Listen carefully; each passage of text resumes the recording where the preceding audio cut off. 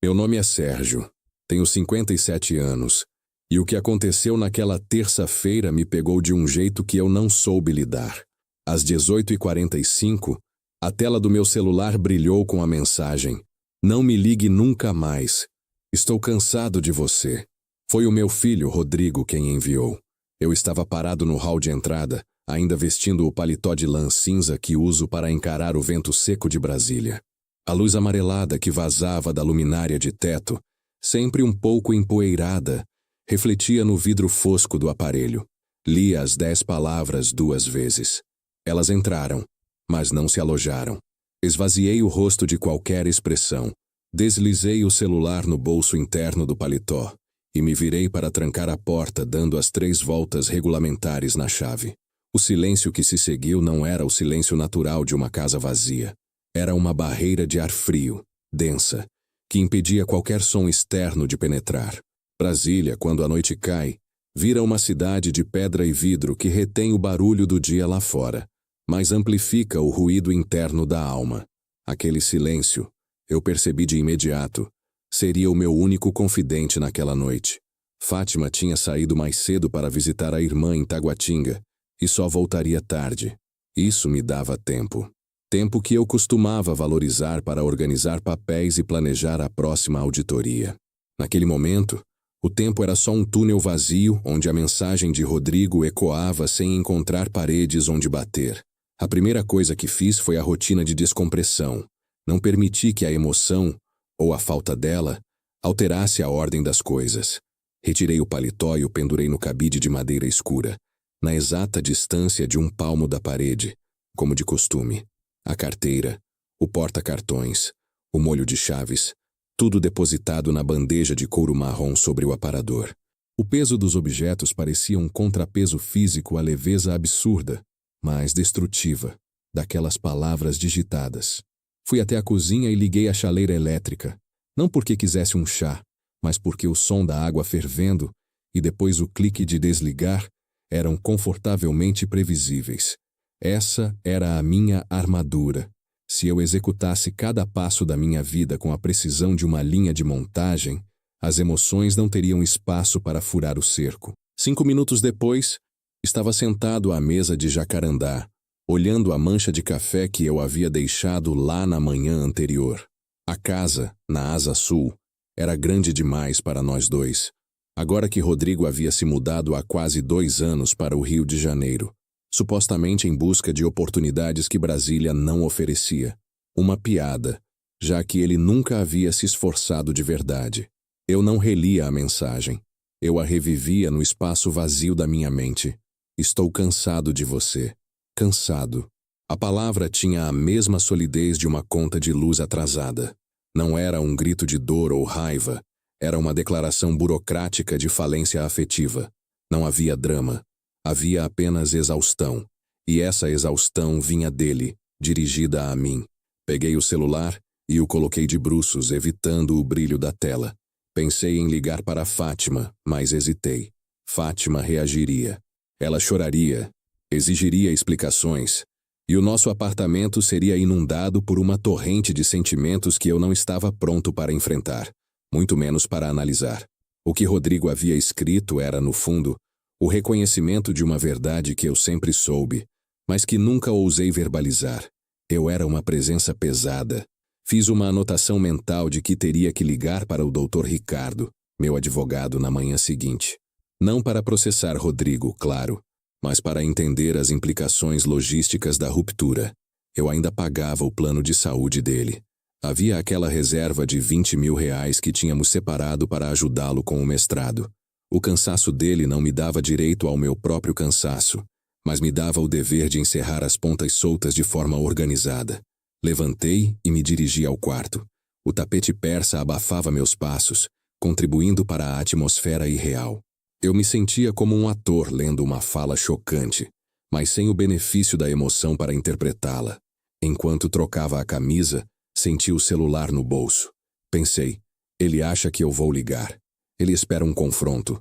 Ele espera que eu pergunte por que ele está cansado. A verdade é que eu já sabia a resposta. A única decisão que me restava era se eu daria a ele o drama que ele implicitamente pedia, ou se eu usaria o silêncio como a arma mais eficaz que eu conhecia. Olhei para a cama de casal, vazia. Fátima não voltaria tão cedo. A noite seria longa, fria e absolutamente silenciosa. Eu não diria uma palavra, nem mesmo para mim, mas eu precisava de um plano. O que aconteceria se eu levasse o pedido de Rodrigo ao pé da letra? Se eu sumisse? O que exatamente meu filho esperava que eu fizesse depois de jogar uma bomba daquelas e se esconder atrás de uma tela? Eu decidi que a melhor maneira de responder à exaustão de Rodrigo era com a precisão cirúrgica de um fantasma. Eu sumiria sem precisar sair da sala. A descrição de Brasília, onde a indiferença é a moeda mais forte, seria a minha aliada. Quando Fátima finalmente chegou, perto da meia-noite, eu estava deitado, fingindo o sono profundo de um homem que não tem bombas emocionais alojadas no peito. O paletó estava pendurado, a carteira guardada, e o celular, aquela fonte de veneno digital, jazia de bruços na mesinha lateral. Eu senti o peso do olhar dela. Mesmo na escuridão parcial, eu percebi que ela notou a rigidez da minha postura, o alívio de um músculo que não relaxava. O cheiro suave de perfume de rosas e o ruído abafado de seus passos ao tirar os sapatos indicavam que ela também estava cansada da viagem de ida e volta a Taguatinga. Ela se moveu pelo quarto com a familiaridade de 27 anos de convivência. Sentia hesitar ao lado da mesa de cabeceira. Naquele momento eu soube. O brilho tênue do aparelho invadiu a penumbra do quarto. Não houve som, apenas a luz fria da tela iluminando o teto por um breve instante, seguida pela escuridão total. Ela leu. Li e releu aquelas 10 palavras que Rodrigo enviou. E assim como eu, ela não disse nada.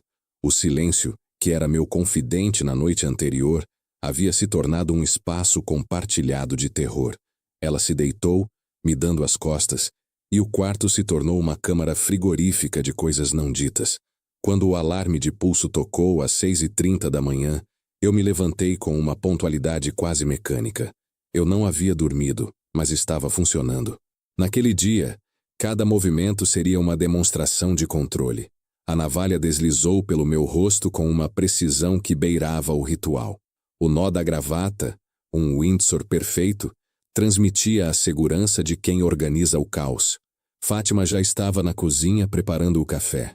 Ela se movia ligeiramente mais devagar que o normal.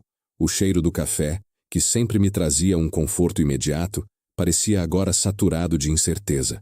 Eu me sentei à mesa, dobrando o guardanapo de linho branco em 4 partes simétricas, antes de começar a comer. O jornal estava aberto na página de economia. Um escudo de papel.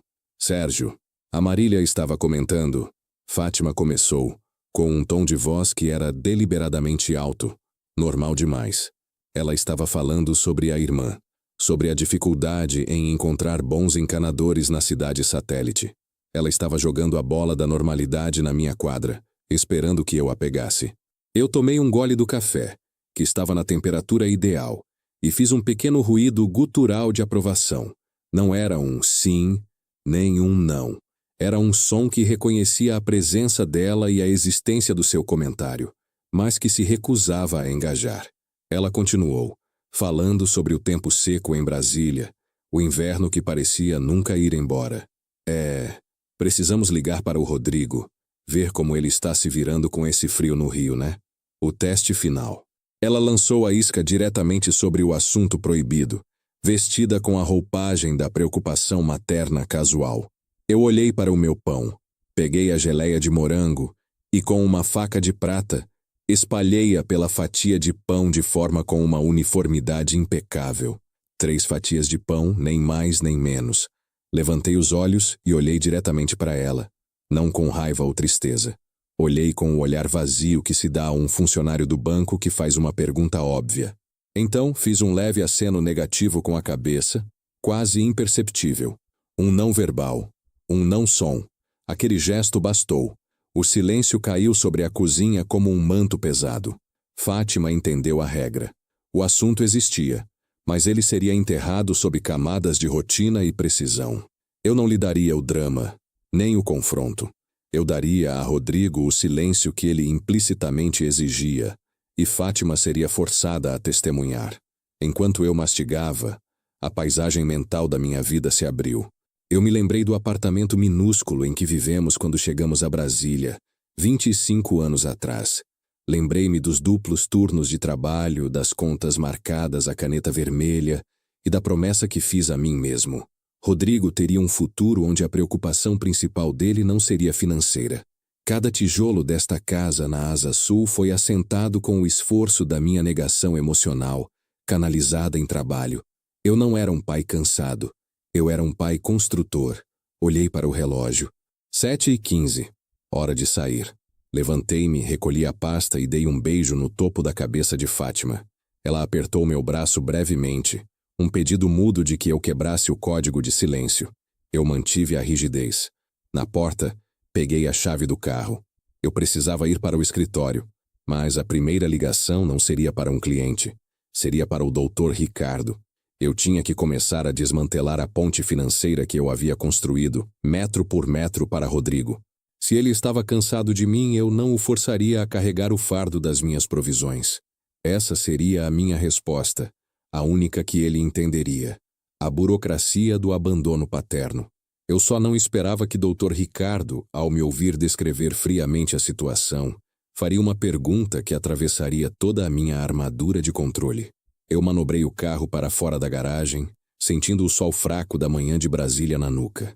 O celular, preso no suporte, era agora um objeto de guerra.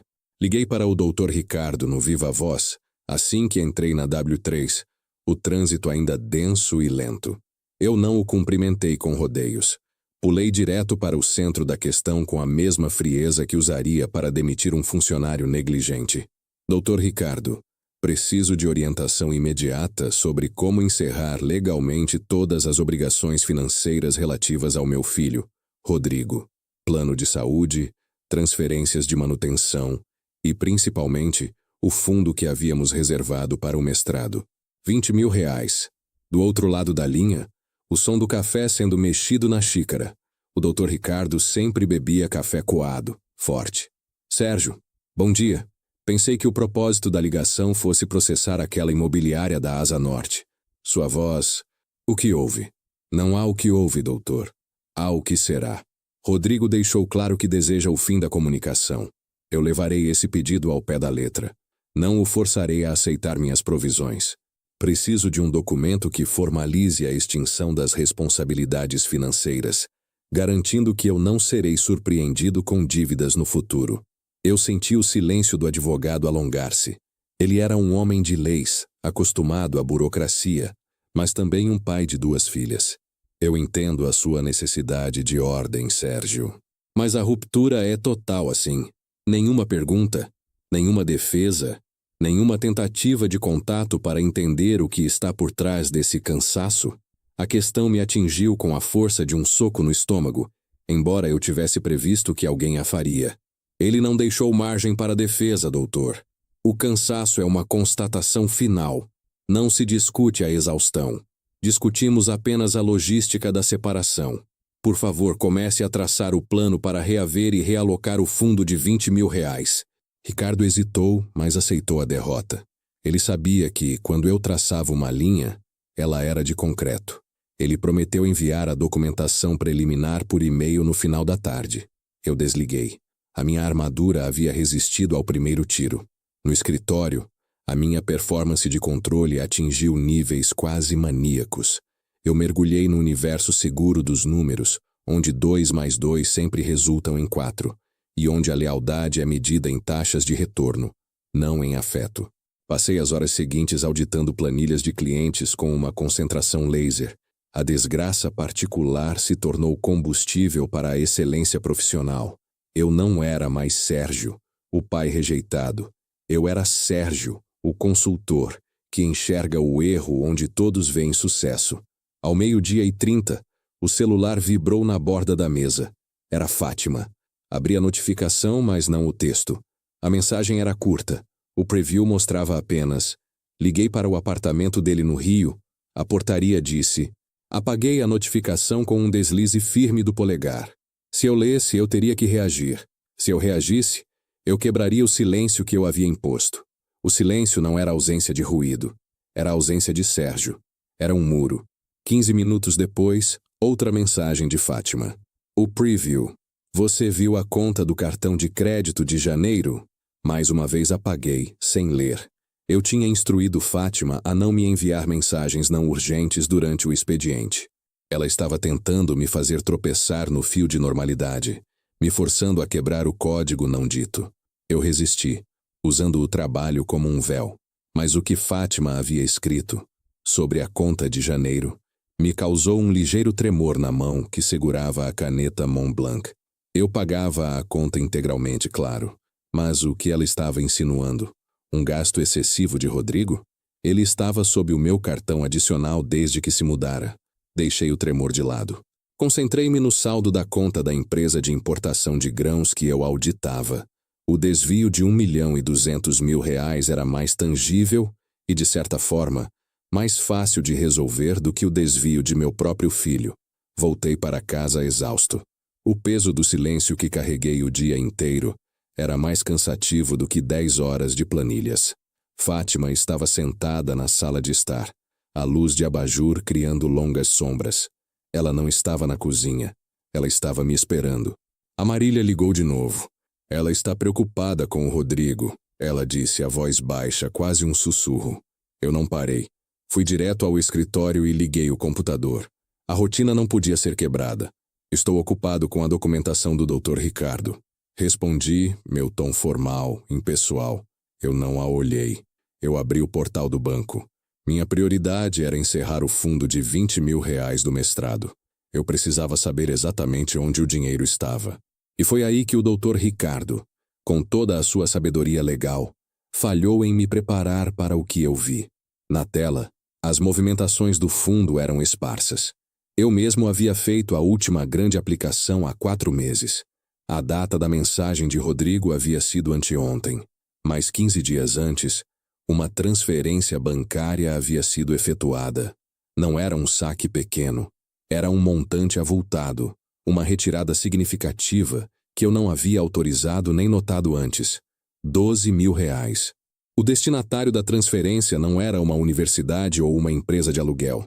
Era uma conta bancária sem nome fantasia. A única identificação era C.E. Miranda, e o código de movimentação indicava uma transação de alta urgência. R$ 12.000. Quase 60% do que seria o futuro dele, sumindo 2 semanas antes de ele me enviar a mensagem de exaustão. O cansaço de Rodrigo não era uma bomba emocional jogada ao acaso. Era a cortina de fumaça para um ato muito mais calculado. E a burocracia do abandono paterno que eu havia abraçado era, na verdade, a entrega de um crime.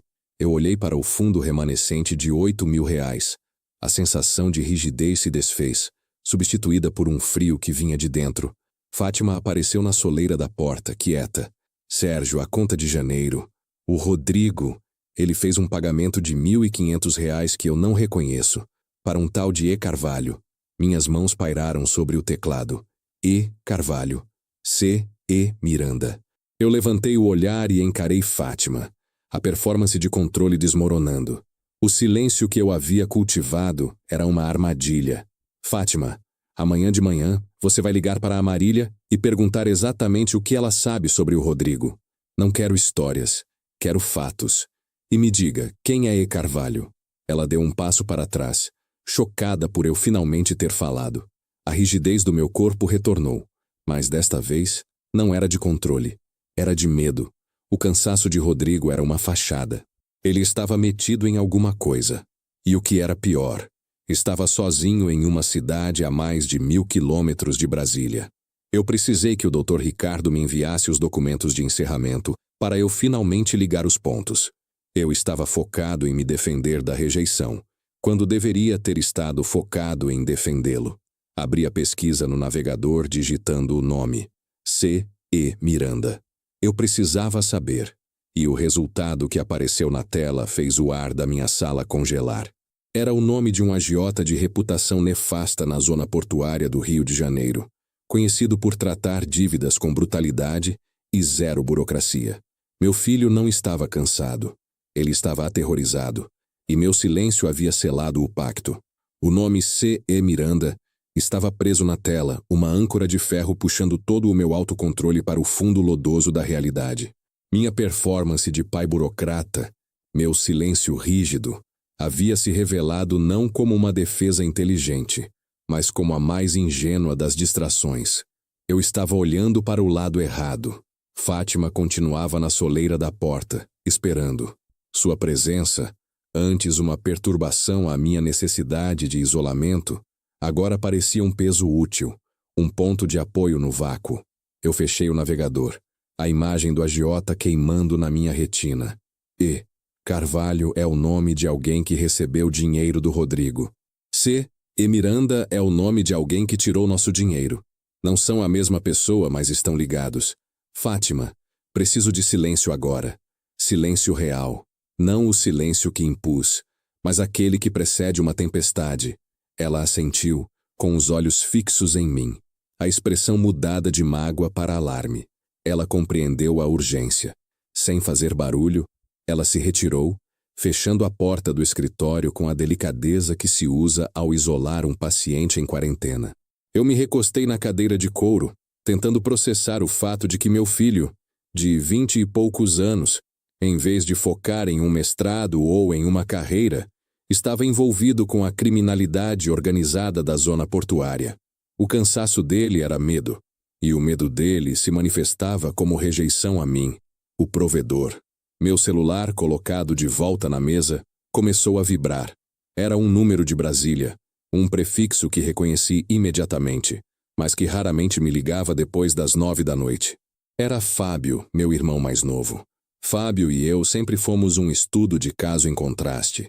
Eu, Sérgio, o auditor, metódico e reservado. Ele, Fábio, o professor de história, expansivo, o ombro amigo da família. Fábio era o tio favorito de Rodrigo, o único que aceitava um café de madrugada para discutir filosofia barata ou futebol. Hesitei. Falar com Fábio significava admitir que a parede ruiu. Significa que a descrição de Brasília falhou. Respirei fundo, endireitei a postura e aceitei a ligação. Sérgio, a voz de Fábio era alta, ligeiramente rouca de preocupação, invadindo a quietude do meu escritório. Não houve cumprimento formal, não houve introdução. Sim, Fábio. Ah, graças a Deus. Liguei para Fátima há pouco, mas ela disse que você estava ocupado. Sei que não é hora, mas... Sérgio, o que diabos está acontecendo? Eu olhei para o relógio digital, marcando 21h42. Pensei em desviar, em falar sobre a auditoria da empresa de grãos, mas soube que ele não aceitaria. Estou lidando com questões administrativas, Fábio. Administrativas? Sérgio, eu não sou cego nem estúpido. A Adriana, lá de Taguatinga, me ligou. Fátima falou com a irmã dela. E a Marília, por algum motivo que ela não soube explicar direito, está histérica. O que a Marília estava dizendo era sobre o Rodrigo, não era? O ar frio de Brasília parecia condensar-se em meus pulmões. Fátima havia tentado manter o silêncio, mas a cadeia familiar de ansiedade é mais forte que qualquer código de conduta. Rodrigo enviou uma mensagem pedindo o fim do contato. Estamos processando isso.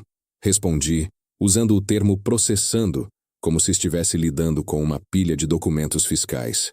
Fábio soltou um suspiro pesado, um som de frustração misturada à dor. Sérgio, não use a linguagem da contabilidade comigo, pedindo o fim do contato. Ele te mandou um, não me ligue nunca mais, estou cansado de você. Não foi um pedido de divórcio burocrático, foi um grito de socorro mal escrito. Eu fechei os olhos. As palavras de Fábio eram o eco do que eu tinha tentado negar. Um grito de socorro. Ele não me deu margem para contato, Fábio. Eu estou respeitando o espaço dele. Respeitando? Você está sendo um covarde. Eu sei que vocês dois têm essa dinâmica estranha de pai e filho que não se abraçam, mas ele é seu filho. Eu tentei ligar para ele hoje, 3 vezes. Cai na caixa postal. O apartamento dele no Rio não atende. Ele sumiu. O que você está esperando? Que ele mande um fax formalizando a desistência da vida? A raiva na voz de Fábio era palpável, carregada de toda a emoção que eu havia suprimido por 57 anos. Ele estava despejando o drama que eu havia me recusado a dar a Fátima. Eu sou o pai dele, Fábio. A forma como eu lido com a situação cabe a mim, eu disse, a voz monótona, um bloco de concreto contra a torrente emocional dele. Não cabe mais, Sérgio. Não quando ele está em perigo. O que você faria se fosse um de seus clientes? Você não cruzaria os braços e diria: estou respeitando a distância. Você faria uma auditoria forense? Você moveria montanhas? Você o salvaria de um colapso financeiro? Porque quando é o Rodrigo, você se veste de mármore e congela. Ele estava certo.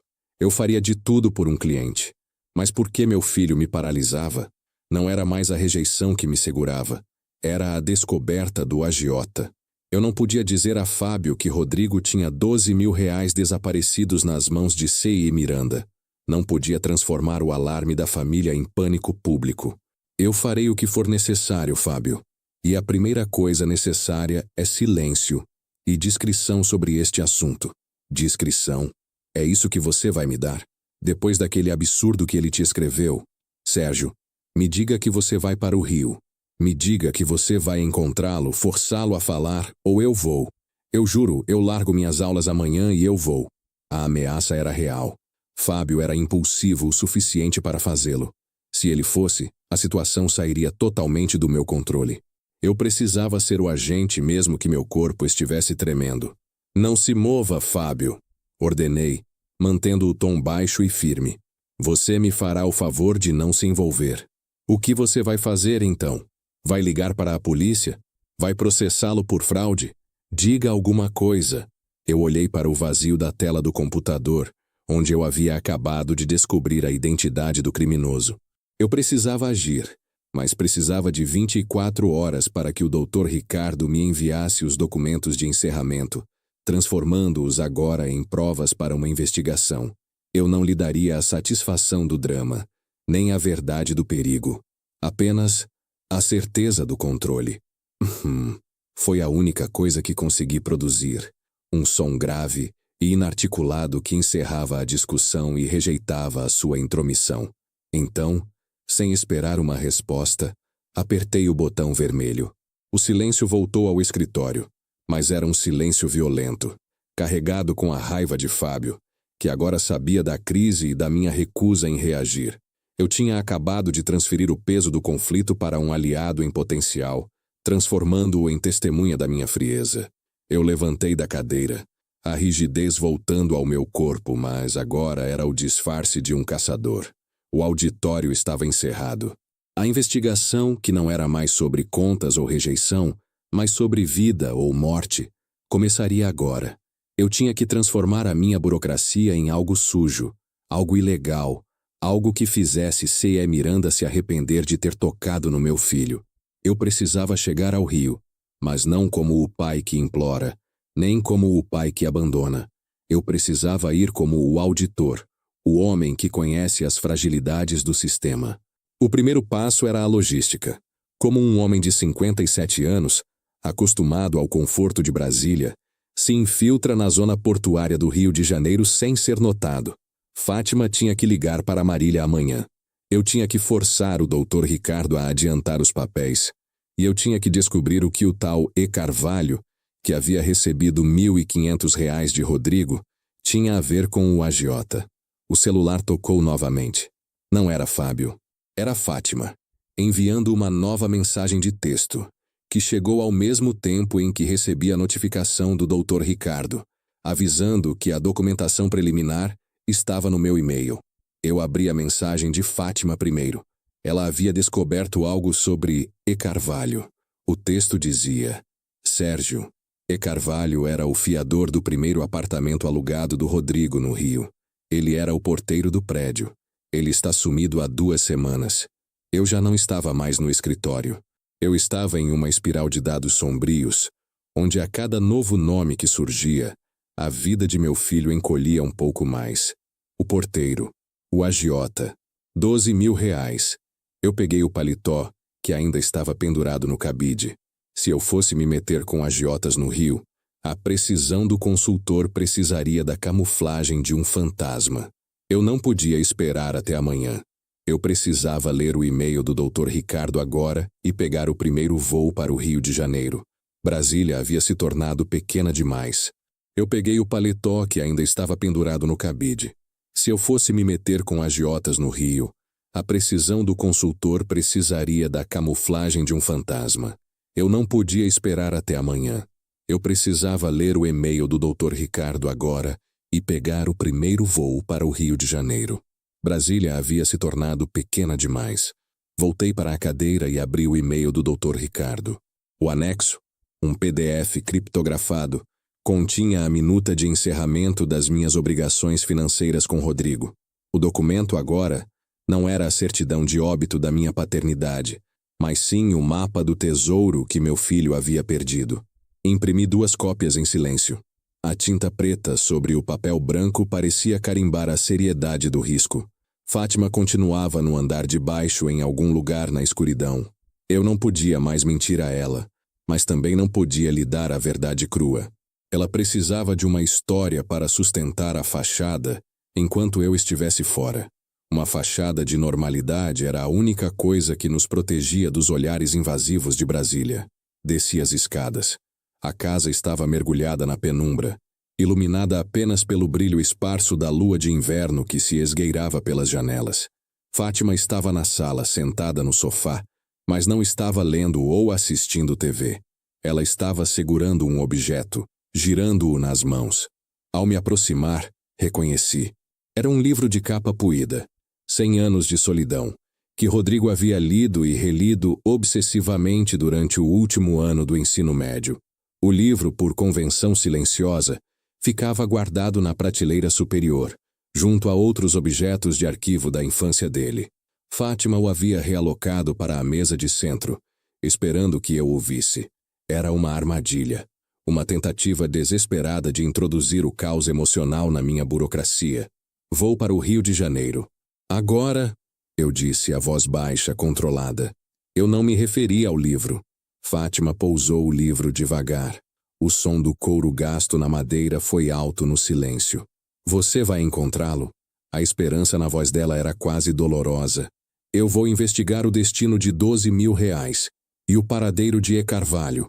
Eu não vou dar a Rodrigo o drama da reconciliação. Eu vou lhe dar a certeza da segurança. Mas, e se ele não quiser te ver? Se ele realmente estiver cansado? Eu fui até a mesa de centro, peguei o livro e o realoquei no aparador lateral, um lugar menos centralizado, mais compatível com a ideia de esquecimento temporário. Era uma correção tática. Eu reconhecia a manobra dela, mas me recusava a engajar. Ele não me procurou. Eu procurarei a fonte do problema. Se eu fosse um cliente, ele não estaria ligando para mim. Eu estaria auditando a falência dele. É exatamente isso que farei. Fátima observou a minha rigidez. Ela sabia que, para mim, a emoção era uma variável que precisava ser eliminada. Ela tentou novamente, de forma mais sutil. A vizinha, Lúcia, me ligou hoje. Ela disse que viu as luzes acesas no seu escritório até muito tarde, ontem à noite. Ela perguntou se estava tudo bem. A descrição de Brasília estava se rompendo. Os vizinhos da Asa Sul, com seus olhos fixos em carros e horários, eram sensores de anomalia. Diga a Lúcia que estamos lidando com um problema grave na importação de grãos. É uma auditoria forense complexa. Ela entenderá a urgência. Instruí. Eu precisava de uma narrativa externa forte, um escudo profissional. Enquanto eu estava ali explicando a fachada, meu olhar caiu sobre a estante da sala de jantar. Fátima havia posto uma foto lá. Uma que eu tinha certeza que estava na caixa de recordações no quarto de hóspedes. Era uma foto antiga, de Rodrigo aos 7 anos, vestido com o uniforme da escola, sorrindo com um dente faltando. Uma imagem de vulnerabilidade e alegria infantil que ela queria injetar no meu campo de visão. Eu não disse uma palavra sobre a foto. Minha mão se estendeu automaticamente e, com a mesma precisão que uso para dobrar um guardanapo, movi a foto da estante para dentro de uma gaveta profunda na cômoda. Não para esquecer, mas para isolar a emoção, como um material radioativo. Fátima assistiu ao meu movimento sem protestar, entendendo a minha linguagem de controle espacial. Você precisa de uma mala. Eu arrumo, ela disse, rendida à minha metodologia de crise. Não. Só uma pasta e o necessário para 24 horas. Eu estarei de volta amanhã à noite ou depois, dependendo do que eu encontrar. Enquanto Fátima subia, eu me permiti um momento de alívio físico, encostando-me à parede fria. O peso do silêncio que era meu aliado na manhã, agora me esmagava. Eu estava abandonando Brasília, meu universo de certezas, para entrar na incerteza líquida e violenta da zona portuária carioca. Eu não tinha dormido em mais de 30 horas. A fadiga era um óleo espesso que cobria meus pensamentos, mas era preciso manter a vigilância. Quando Fátima voltou com a minha pasta de mão, ela trazia uma garrafa térmica e um sanduíche embrulhado. Café forte. E coma isso no caminho. Não me ligue, a menos que seja essencial. Eu manterei a Lúcia e o Fábio longe do problema. Eu assenti, aceitando a provisão dela. Era a trégua que eu precisava. Se houver qualquer contato de Rodrigo, por mensagem ou ligação, ou qualquer movimento em nossas contas, você me avisa. Discretamente. Eu olhei para o relógio. 2h20 da manhã. O voo que eu havia reservado online saía às 4h30, o primeiro do dia. Um voo que transportava executivos impacientes e madrugadores. Eu seria um deles, mas com uma agenda diferente. A caça. No caminho para o aeroporto, o carro deslizava pelo asfalto seco das vias de Brasília. Eu liguei o rádio em uma estação de notícias para abafar o ruído dos meus próprios pensamentos. Enquanto ouvia um economista discutir a taxa de juros, abri o documento de Dr. Ricardo no meu celular. Eu não estava apenas indo atrás de um agiota. Eu estava indo atrás de alguém chamado C.E. Miranda, que havia se apropriado de R$12.000. Mas algo na documentação me chamou a atenção. No rodapé, onde o advogado listava as últimas movimentações do fundo para fins de auditoria interna, havia uma nota de rodapé discreta sobre a transferência de 12.000. A conta de origem, a minha, não estava com o meu nome completo como emissor, mas apenas Sérgio A., seguido por um número de identificação bancária. Mas o nome da conta beneficiária, C.E. Miranda, estava associado a um endereço físico no Rio de Janeiro. Eu parei o carro por um instante na pista de emergência da Eixo Monumental. O sol ainda não havia nascido, mas a cidade de Pedra já respirava o frio da madrugada. A nota de rodapé do Dr. Ricardo não falava sobre um agiota genérico. Falava sobre Carlos Eduardo Miranda, um indivíduo com um histórico de fraudes e extorsão na zona portuária, com um endereço fixo de residência e negócios. Eu liguei o carro novamente. O silêncio que eu havia imposto por tanto tempo não era apenas uma armadura. Era uma célula de isolamento. Eu havia me concentrado tanto em não ser o pai dramático, que quase me tornei o pai ausente que merecia a rejeição. Agora, eu tinha um nome, um endereço e o mapa de um crime. Cheguei ao aeroporto JK com 30 minutos de sobra. Meu objetivo não era a segurança pessoal, mas a invisibilidade. No check-in, enquanto segurava minha passagem, meu celular vibrou. Não era Fátima. Era um número desconhecido do Rio de Janeiro. Eu hesitei, olhando o prefixo. Poderia ser uma armadilha, poderia ser o próprio C.E. Miranda. Eu descartei a ligação. Eu havia prometido a Rodrigo que não ligaria. Eu não ligaria. Mas ele também não me ligaria. Se fosse Rodrigo, ele usaria um número conhecido. Se fosse o agiota, ele usaria uma ameaça direta. Quando estava prestes a embarcar, o telefone vibrou novamente, a mesma chamada do Rio. Desta vez, no entanto, veio acompanhada de uma mensagem de texto. Eu abri o texto. Eram apenas 4 palavras, sem pontuação, sem assinatura, enviadas do mesmo número. O porteiro está morto. O ar no terminal, frio e climatizado, pareceu se esvair. Eu olhei para o cartão de embarque, sentindo o peso do meu paletó. Meu filho não estava apenas cansado ou endividado. Ele estava ligado a um homicídio. Eu entrei na aeronave. O plano de ser o auditor precisava ser substituído. Eu não ia para o Rio investigar um desfalque. Eu estava indo para resgatar um sobrevivente. E meu primeiro ato seria ligar para o Dr. Ricardo e pedir que ele preparasse o dossiê legal mais sujo que ele pudesse imaginar. Eu precisava proteger Rodrigo, mesmo que isso significasse que eu teria que quebrar todas as regras do meu próprio código de conduta. O assento de couro sintético da aeronave era frio, e a visão da pista de decolagem de Brasília, cinzenta na madrugada, não me oferecia conforto. Segurei a pasta de mão com tanta força que senti a borda do material duro perfurar a palma.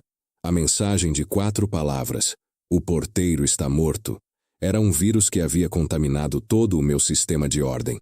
Eu não podia mais ser o Sérgio, o auditor metódico. Eu precisava ser o Sérgio, o pai sujo. Eu havia desligado o celular logo após ler o texto.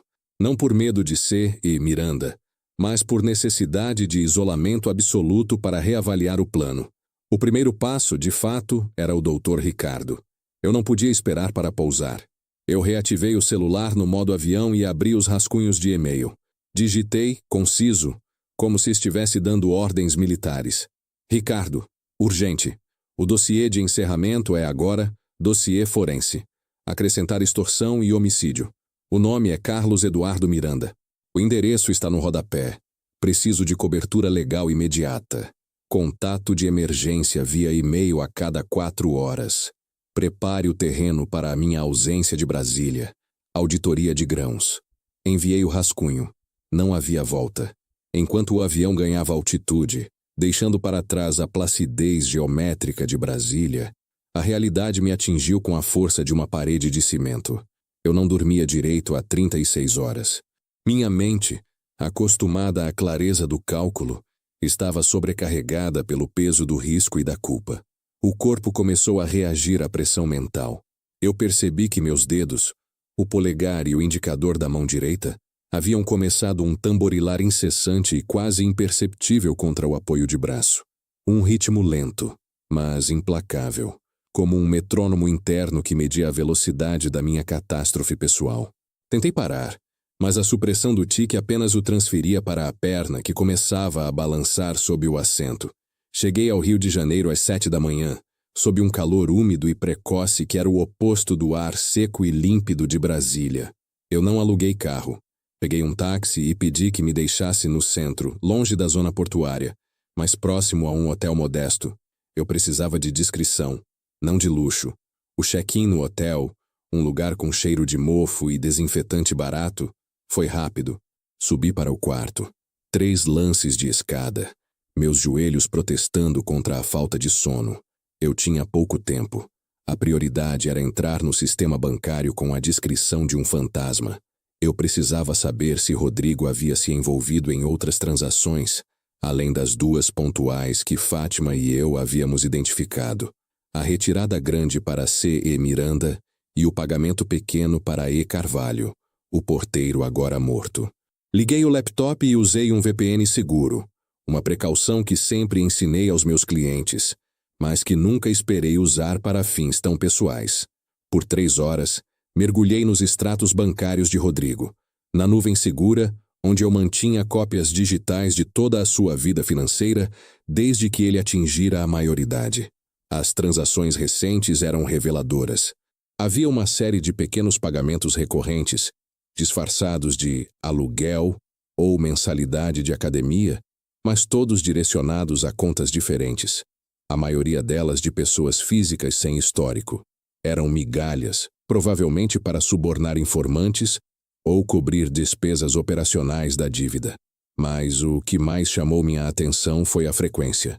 As transferências haviam se intensificado nas últimas 4 semanas. Rodrigo estava sangrando financeiramente. No meio da auditoria sombria, a tela do celular piscou. E-mail de Dr. Ricardo. Título: Reforense. O advogado havia agido rapidamente. Ele enviou um arquivo com a foto de Carlos Eduardo Miranda, um homem na faixa dos 40 e poucos anos, com o rosto duro, olhos penetrantes e um sorriso que não chegava aos olhos. A ficha criminal era extensa, incluindo extorsão, lesão corporal e, mais recentemente, envolvimento em tráfico de influência em esquemas de desvio alfandegário. Abaixo da ficha, a informação que eu precisava para começar. Ricardo havia conseguido a placa de um veículo que Miranda usava rotineiramente, um sedã preto sem identificação oficial, e uma lista de endereços que ele frequentava, além daquele já conhecido. 3 locais de negócios duvidosos na zona portuária e um bar que servia de fachada para operações de lavagem de dinheiro. O corpo me traiu novamente. Senti uma pontada aguda na têmpora direita, seguida por uma náusea leve, mas persistente. Fui até o banheiro. Lavei o rosto com água gelada. No espelho, vi o rosto de um homem cansado, com olheiras fundas e uma linha rígida na mandíbula que a navalha tinha deixado intacta. Eu precisava de café, de adrenalina, mas principalmente de um plano que fosse além da frieza. Eu voltaria à zona portuária, mas não como auditor. Eu precisaria de um intermediário. Eu tinha o número de telefone do apartamento de Rodrigo. Liguei no Viva Voz. Tocou 5 vezes, depois a caixa postal. Não deixei mensagem.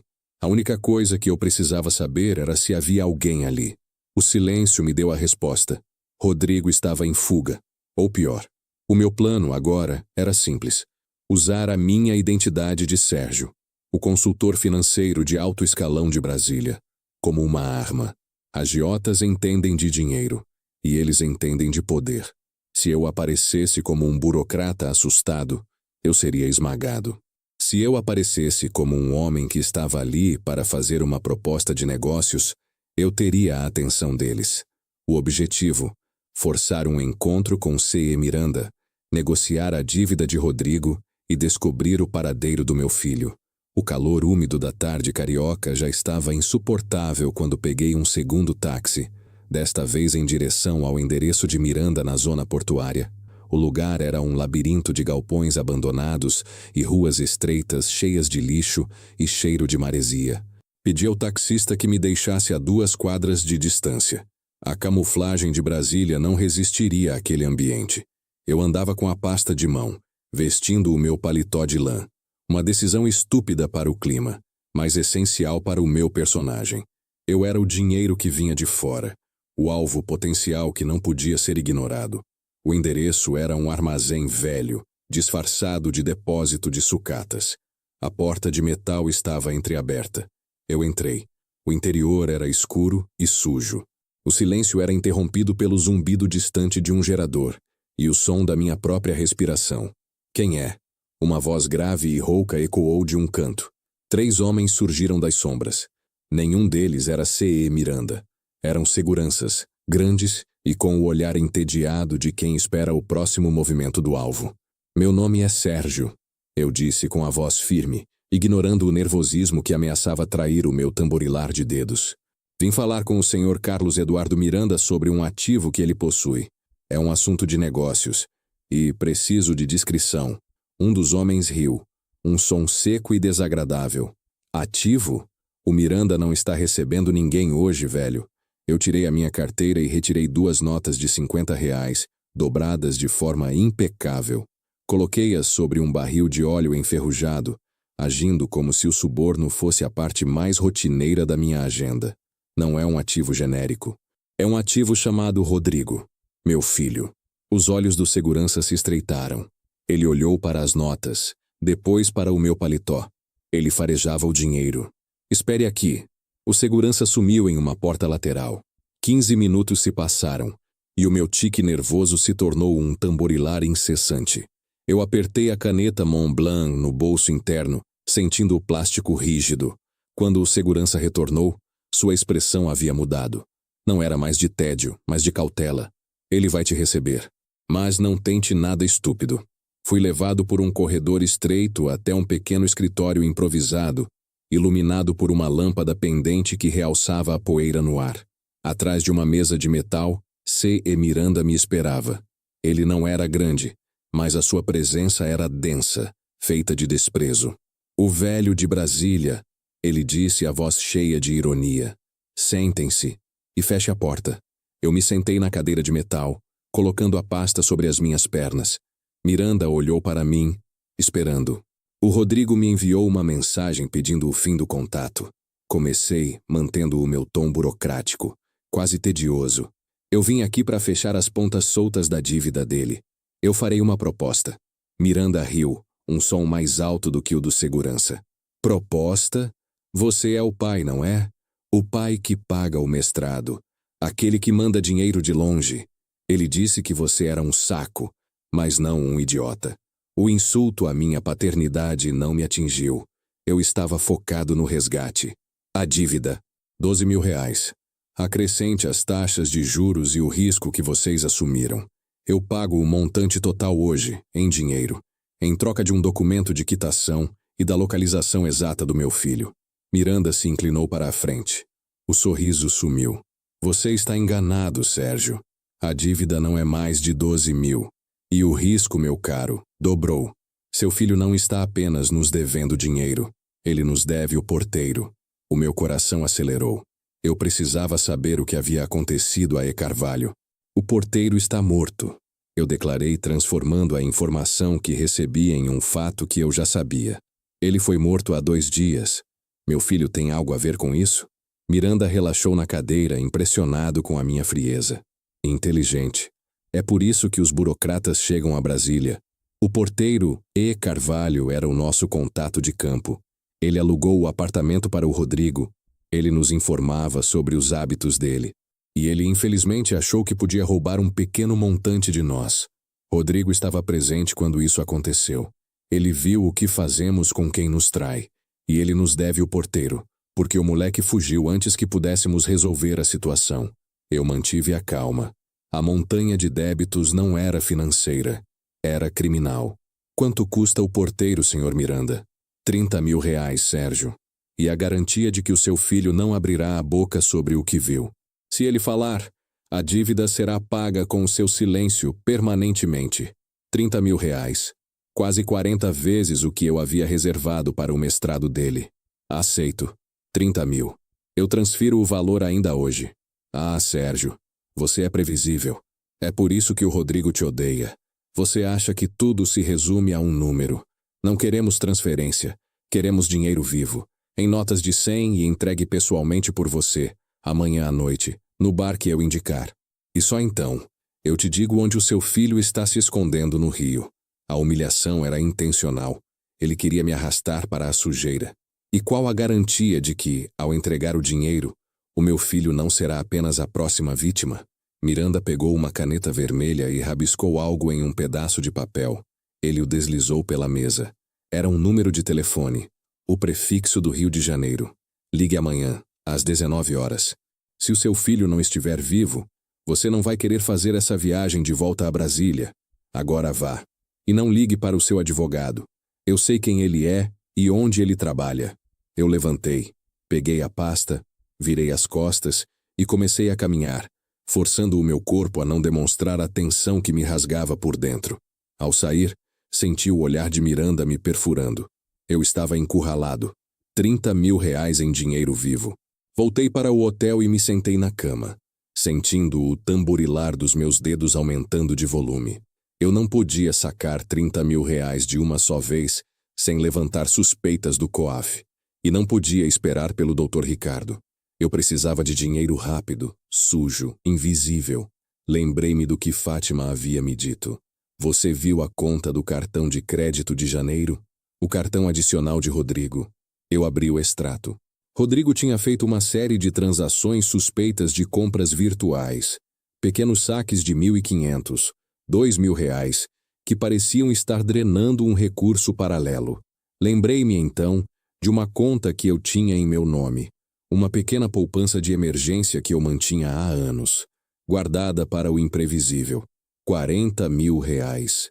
Nunca a toquei. Era minha única reserva totalmente isolada do meu patrimônio auditado.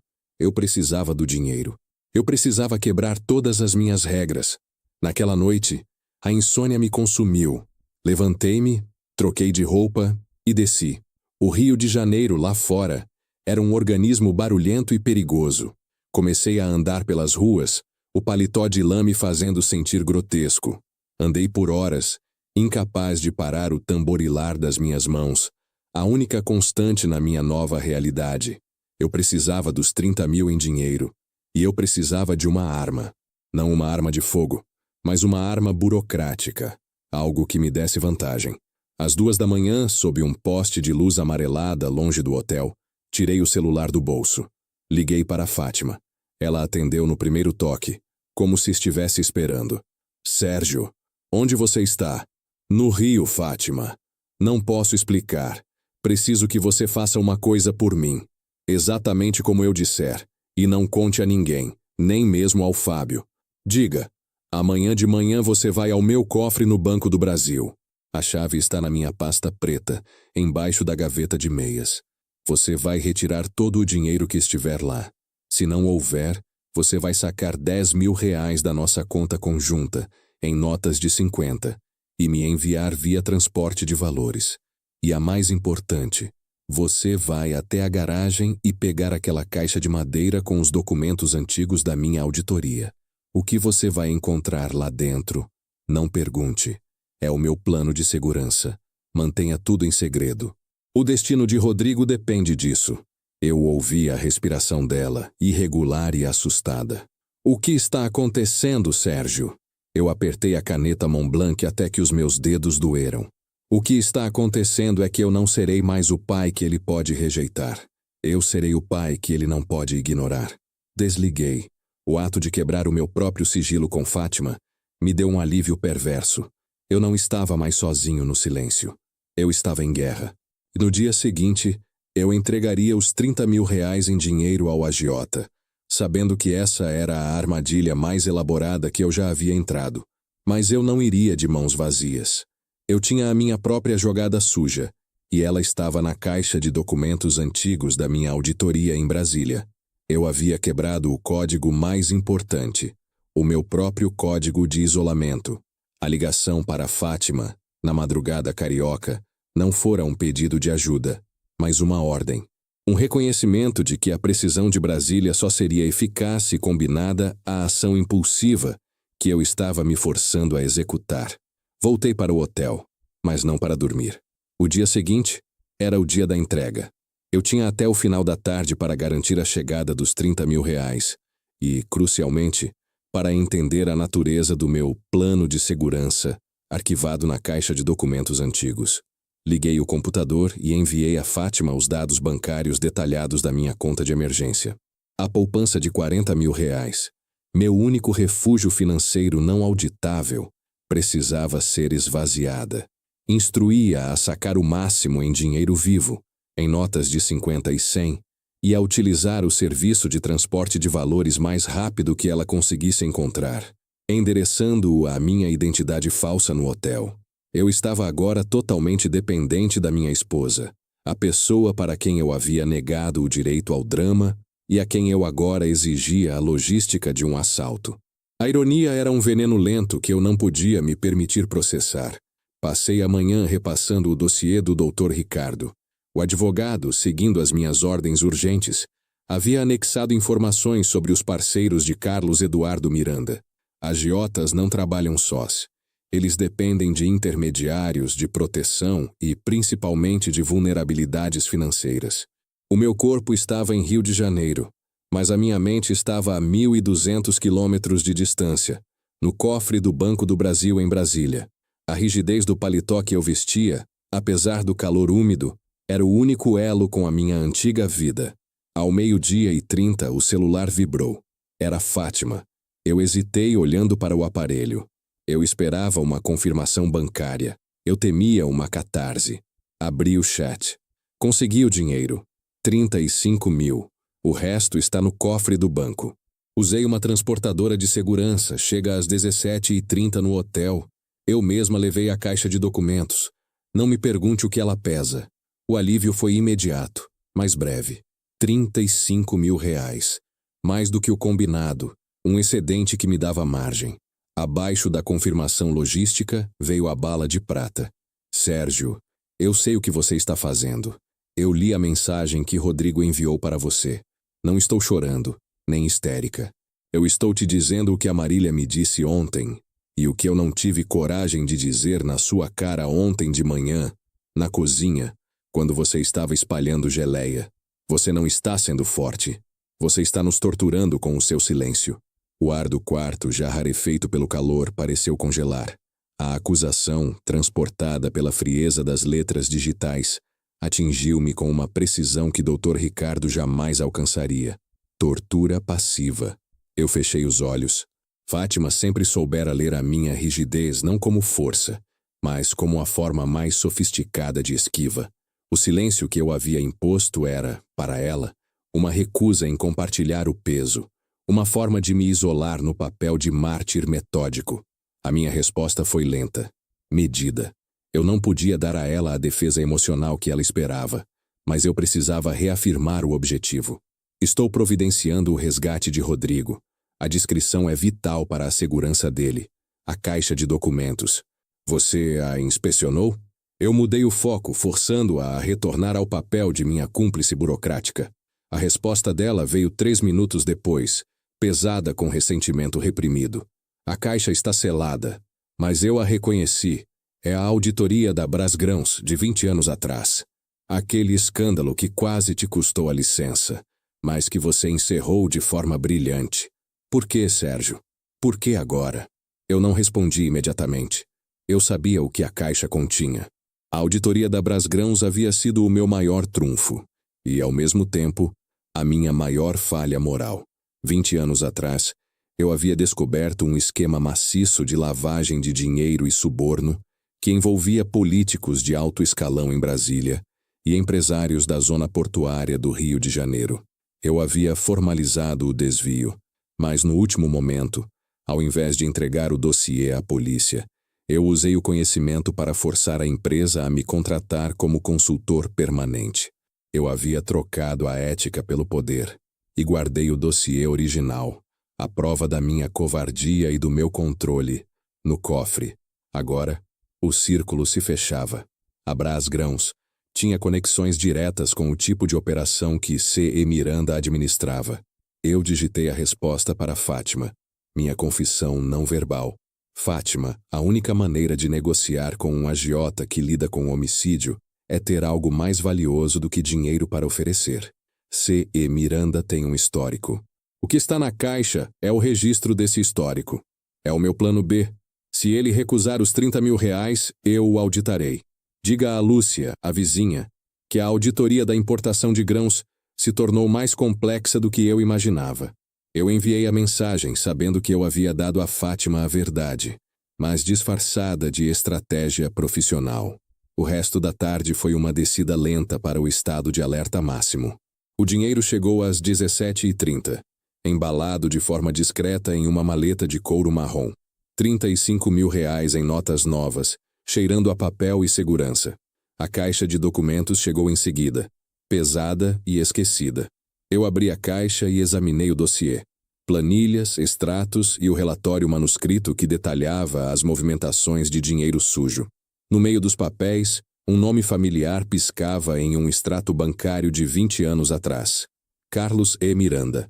Não como agiota, mas como um operador de baixo escalão no esquema de lavagem da Brasgrãos. Ele era um peixe pequeno, então, mas ele sabia quem eram os peixes grandes, e a minha documentação provava o envolvimento de todos. Meu plano de segurança não era sobre o crime de Miranda, era sobre a sua história. Eu estava prestes a chantagear um criminoso com o seu próprio passado. O tamborilar dos meus dedos parou abruptamente. Minha performance de auditor metódico precisava de uma atualização. Eu não ia apenas pagar. Eu ia fazer uma aquisição hostil. Às 19 horas, meu celular tocou. O número do Rio de Janeiro. C.E. Miranda. Eu apertei o botão para atender. Sérgio. O velho burocrata é pontual. A voz dele estava ainda mais áspera, carregada de impaciência. Eu tenho o dinheiro. 30 mil reais em notas de 150. Onde faremos a transação? Você virá ao Bar do Trovão. Rua Guindaste, perto do cais. Não se atrase. E venha sozinho. Se eu vir um fio sequer do seu advogado, considero a negociação encerrada. E o seu filho, ele perde o valor de mercado. Estarei lá às 21h. Eu tenho uma condição. O silêncio do outro lado da linha foi um rosnado contido. Condições? O devedor impõe condições agora? Não sou o devedor. Sou o administrador da dívida. Ao entregar os 30 mil reais, você me dará uma foto de Rodrigo, tirada hoje. Apenas isso. O pedido era audacioso, uma quebra no protocolo da extorsão. Eu não estava pedindo a localização, mas uma prova de vida recente. Miranda hesitou, depois gargalhou. Impressionante. Quer saber se o ativo está funcionando? Certo, Sérgio. Uma foto. Venha com a maleta e sem o paletó. Você não quer suar antes da sua própria execução. Ele desligou. Eu olhei para o relógio, 2 horas para o encontro. Eu precisava ser rápido. Tirei o paletó de lã cinza e o dobrei cuidadosamente sobre a cama. Vesti uma camisa social mais leve e prendi a maleta de couro ao meu pulso com um cabo de segurança que eu usava para transportar documentos importantes. Eu estava pronto para a guerra. Mas antes, havia um último detalhe que o dossiê de 20 anos atrás não poderia resolver. Eu tinha que saber o que Rodrigo estava pensando. Qual era o seu estado mental? O silêncio que eu havia cultivado era uma faca de 2 gumes, e eu precisava de informações. Eu peguei o celular e liguei para o Dr. Ricardo, que certamente estava no seu escritório em Brasília, esperando pela minha atualização de auditoria de grãos. Ricardo, preciso que você faça uma coisa. Use a sua influência. Não como meu advogado, mas como o pai de família que você é. Eu preciso que você encontre a última pessoa com quem Rodrigo conversou antes de enviar a mensagem de cansado de você e desaparecer. Uma namorada, um colega de faculdade, qualquer coisa. Eu preciso de uma voz. Sérgio, a polícia. Começou Ricardo preocupado. Sem polícia, doutor. Apenas a verdade. Eu estou no Rio e a auditoria acabou de escalar para um caso de homicídio. Mova o céu e a terra. Eu preciso de um nome em menos de 24 horas. Ricardo, sentindo a urgência e a tensão inédita na minha voz, apenas respondeu: Entendido, Sérgio. A verdade será encontrada. Eu desliguei sabendo que ele faria o impossível. Olhei para a maleta com os 30 mil reais. Olhei para a caixa de documentos que continha o passado sombrio de C.E. Miranda. Eu não era mais o homem que temia a rejeição do filho. Eu era o homem que ia resgatá-lo. Mesmo que a minha única arma fosse a corrupção que eu havia me recusado a denunciar 20 anos atrás. Saí do hotel, deixando o frescor do ar-condicionado, para enfrentar a noite violenta do Rio, o bar do trovão. Era hora de levar a burocracia do abandono paterno à sua conclusão mais perigosa. Eu não disse uma palavra, mas cada passo era uma ameaça não escrita. E eu esperava que C.E. Miranda soubesse ler. Eu tinha pouco menos de 2 horas até as 21 horas, o horário marcado para o bar do trovão. A urgência de Carlos Eduardo Miranda era um cronômetro que eu não podia ignorar. Eu precisava ir, mas o auditor dentro de mim exigia uma última verificação. A pressa era o inimigo da precisão. Sentei-me novamente no carpete gasto, abrindo o laptop para rever os extratos de Rodrigo. Eu já havia mapeado as grandes transações, a sangria de 12 mil reais para C.E. Miranda e o pagamento de 1.500 para o porteiro, E. Carvalho. Agora, eu procurava os rastros menores, os pontos de pressão que levavam meu filho à exaustão. O extrato bancário, que antes parecia um quadro de flutuações aleatórias, começou a revelar um padrão sob o meu olhar de lince. Entre os pagamentos de aluguel e as despesas com alimentação, havia uma série de transferências mensais que começaram há cerca de 10 meses. Eram valores medianos, sempre arredondados, R$ 2.500.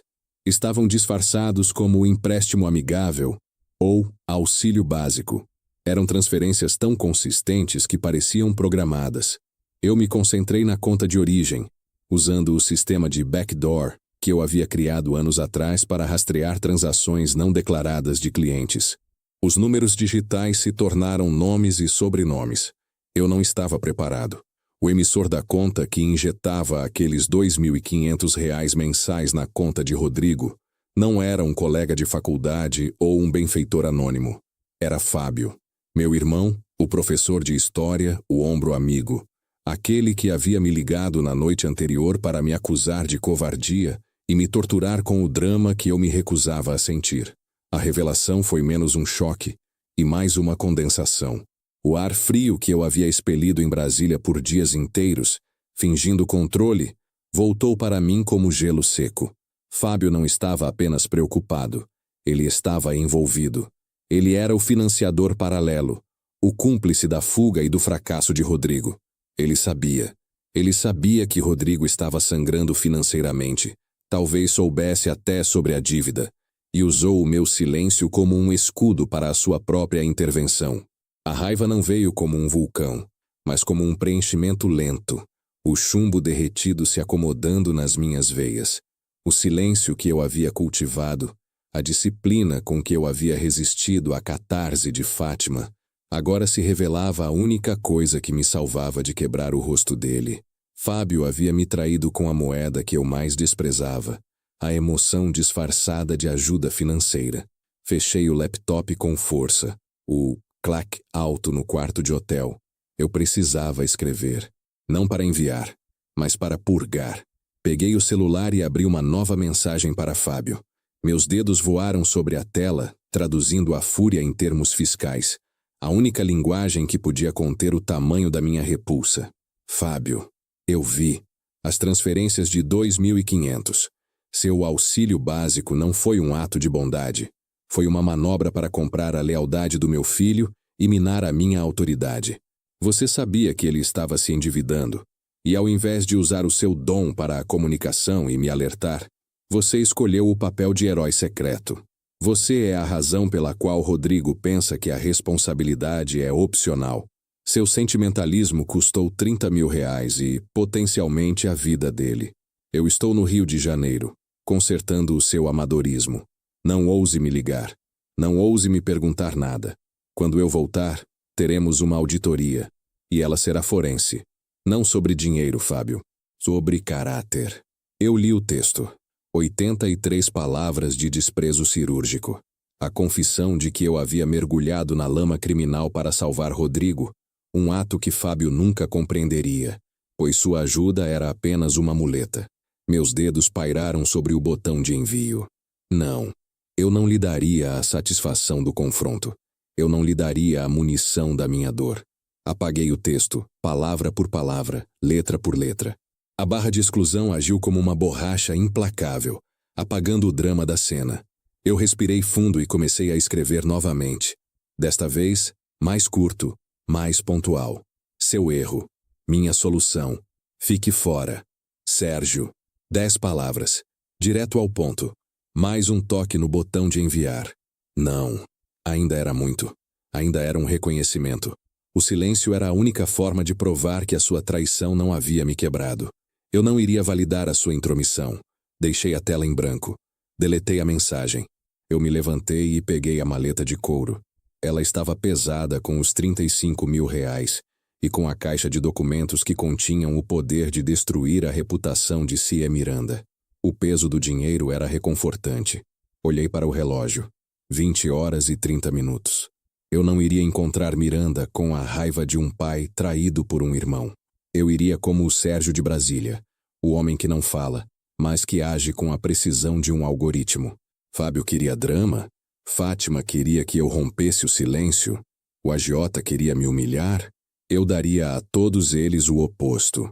Abri a porta do hotel, sentindo o calor do rio invadir o quarto. A camisa social, leve demais para o meu paletó de lã, me dava uma falsa sensação de vulnerabilidade. Eu pegaria um táxi até um ponto estratégico e faria o restante do caminho a pé. Enquanto caminhava para fora do lobby, silencioso e determinado, o celular vibrou no bolso. Não era Fábio. Não era Fátima. Era um número desconhecido. O mesmo prefixo de Brasília que o Dr. Ricardo havia usado na nossa última conversa. Eu parei na calçada e atendi, sem hesitar. Sérgio, é o Ricardo. Consegui a informação. A última pessoa que Rodrigo ligou antes de sumir. Eu senti um frio na barriga, mesmo sob o calor carioca. Eu estava a poucos minutos de chantagear um criminoso por dinheiro e homicídio, mas o que realmente me importava era a verdade fria sobre o meu filho. Quem, Ricardo? Perguntei, minha voz um fio tenso. O nome é Débora, colega de faculdade. Ela está em pânico. Ela disse que Rodrigo ligou e disse apenas uma coisa, Sérgio. Ele ligou para ela e disse: Eu te amo. Você é a única que consegue ver. Se eu sumir, procure meu pai. Ele vai entender os números. Eu parei de respirar. Ele vai entender os números. Ele estava falando sobre a dívida, Ricardo? Sobre o Miranda? Não. Ela disse que não. Ela disse que no dia da mensagem que ele te enviou, ele estava tentando te avisar. Ela disse que ele viu uma fraude ainda maior, Sérgio. Uma fraude que envolveu uma empresa que você auditou há muito tempo e que a dívida com Miranda era só uma forma dele se proteger. Ele disse que o agiota é só um peão.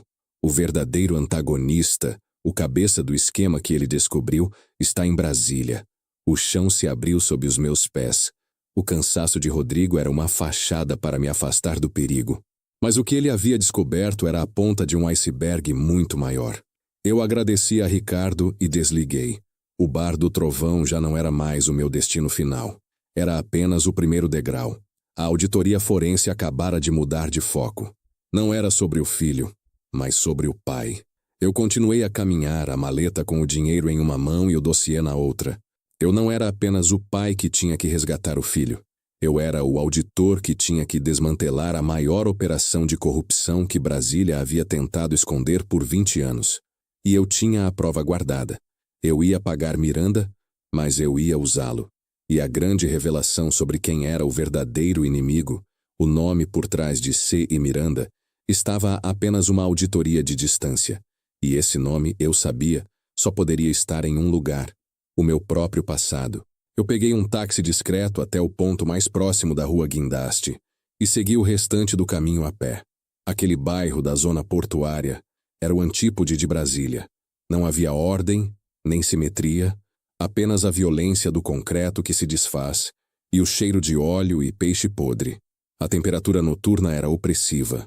O bar do Trovão era um buraco na parede, iluminado por um letreiro neon falho que piscava em vermelho e azul. O som de pagode alto e risadas ásperas vazava para a rua. Eu sabia que estava entrando em um lugar onde o código de conduta era medido em força bruta e não em folhas de papel timbrado. Entrei. O lugar era pequeno, esfumaçado e lotado de gente. O ar era tão denso que parecia mastigável. No centro, numa mesa isolada, protegida por 2 brutamontes idênticos aos do armazém, estava C. E. Miranda. Ele usava uma camisa polo preta justa e um relógio dourado que refletia a luz fraca. Ele sorriu, um sorriso calculadamente hostil, ao me ver. Caminhei pela mesa ignorando os olhares curiosos. Coloquei a maleta de couro sobre a mesa. Entre nós. Sérgio, sem o paletó, vejo. Decisão sábia. Estava quente demais para o teatro. Miranda disse fazendo um gesto para que eu me sentasse. Eu não faço teatro. Eu faço auditoria. E eu não me sentarei antes de receber o que pedi. Eu disse, a voz mantida num volume baixo, quase monótono para forçá-lo a se inclinar. Ah, o nosso ativo. Ele debochou. A foto. Você está me gastando, Sérgio. 30 mil reais em dinheiro vivo está sobre a mesa. Isso cobre a dívida do seu porteiro e a penalidade por extorsão. Eu não darei um centavo antes de ter a prova de que meu filho está vivo e sob a sua custódia. Miranda fez um sinal. Um dos seguranças se afastou e voltou em 30 segundos com um celular. Miranda pegou o aparelho, digitou algo e virou a tela para mim. A imagem era de um ambiente apertado, iluminado por uma luz fraca. Rodrigo estava sentado no chão, encostado a uma parede de tijolos. Ele parecia magro, exausto, mas seus olhos estavam abertos e fixos na câmera. Havia um ferimento feio em sua testa, mas era superficial. Ao lado dele, fora de foco, via-se a ponta de uma bota. A data e hora no canto da foto eram de 10 minutos atrás. Prova de vida. O impacto da imagem foi um choque elétrico. Não pela dor de Rodrigo, que eu havia antecipado, mas pelo medo puro estampado em seu rosto. O cansaço que ele havia digitado era a sombra desse terror. Eu absorvi a cena, não permitindo que a emoção se movesse. Abaixei a cabeça por um instante, um gesto que Miranda poderia interpretar como derrota ou alívio. Mas eu estava apenas reagrupando minhas defesas. Foi naquele momento que a dor física que eu vinha reprimindo se manifestou. Eu ainda tinha o cabo de segurança da maleta enrolado no meu pulso. Naquele segundo de silêncio, eu fechei a mão direita e apertei o cabo contra o osso do pulso com toda a minha força. O metal rígido rasgou a pele e senti o sangue quente escorrer pela palma da mão. Não soltei um som, não mudei a expressão. A dor aguda era um aterramento, um substituto para o grito que Fábio havia exigido. Eu estava sangrando por dentro e por fora. Mas a hemorragia mental estava sob controle. Olhei para Miranda. A dor agora uma certeza fria no meu braço. O dinheiro é seu, eu disse abrindo a maleta. Miranda não olhou para o dinheiro. Ele olhou para o meu rosto, tentando encontrar a rachadura que a foto deveria ter causado. Você está frio, Sérgio. Você realmente não se importa com seu filho? Ele provocou, sentindo que o seu controle estava escorregando. Eu sou um homem de negócios, e você acabou de me provar que o ativo está em condições de ser negociado. 30 mil reais. Repeti, empurrando a maleta para ele. Miranda abriu a tampa. Os 30 mil reais em notas de 50 e 100 preencheram o ar com o cheiro de papel novo. O agiota estendeu a mão para a maleta, mas eu a segurei. Um detalhe final. A quitação e o endereço. Miranda riu, pegando um guardanapo de papel sujo e rabiscando o nome de uma rua em Santa Teresa. Vá até lá. Ele está num porão seguro. E não se preocupe com a quitação. Eu não sou do tipo que dá recibo. Você está quitado. Seu filho, ele é problema seu agora. Eu soltei a maleta. Miranda imediatamente começou a inspecionar as notas. Enquanto ele estava distraído, eu retirei do meu bolso interno um envelope pardo, fino e sem identificação. Coloquei-o sobre a mesa, ao lado da maleta. Esse é o meu presente de despedida. É o documento de encerramento de um serviço de auditoria de 20 anos atrás. Brás Grãos, lembra? Miranda parou de contar o dinheiro. Seu rosto endureceu. Ele me olhou nos olhos. Eu não sei do que você está falando, velho. Eu sei que você sabe. E eu sei que em 97, você era um operador de baixo escalão no esquema de desvio alfandegário. Você era um peão. E você ainda é. Mas a minha documentação original, o dossiê que está aqui, não incrimina apenas você. Ele incrimina o seu chefe. O homem que usou o porteiro E. Carvalho para te manter na linha. O homem que está em Brasília e que seu filho descobriu. O bar do Trovão, antes barulhento, parecia ter silenciado ao redor da nossa mesa. O olhar de Miranda não era mais de desprezo, era de pânico. Ele percebeu que eu não estava ali apenas para pagar, mas para desenterrar a sua história. Você veio aqui para me chantagear? Você pagou 30 mil reais e me traz um problema de 20 anos. Eu não vim chantagear, Miranda. Eu vim fazer uma proposta. Você me dá o nome do seu chefe em Brasília e eu entrego este dossiê, que é a única cópia existente, ao Dr. Ricardo. Ele garante que a sua participação no esquema Brás Grãos permaneça dormente e que o dinheiro que você recebeu hoje seja apenas o pagamento de uma dívida, sem vínculos com o homicídio do porteiro. Você está livre. E se eu recusar? Eu peguei o envelope. Se você recusar, eu entrego este dossiê à Polícia Federal com uma nota anexada. O elo entre o agiota C.E. Miranda e a corrupção de Brasília pode ser encontrado na documentação de Brás Grãos. Investiguem o assassinato de E. Carvalho, o porteiro. Você não vai para a cadeia só pelo agiota, Miranda. Você vai cair por 20 anos de podridão. Miranda ficou paralisado. Ele estava entre 30 mil reais e a destruição de seu passado. Ele sabia que um auditor de Brasília não blefaria com documentos. Eu sou apenas um peão, Sérgio. Eu não sei o nome do chefe, mas eu sei o intermediário dele. O homem que comanda a operação financeira e a lavagem de dinheiro em Brasília. O homem que realmente matou o porteiro para incriminar o seu filho. Ele é o verdadeiro antagonista. Diga o nome.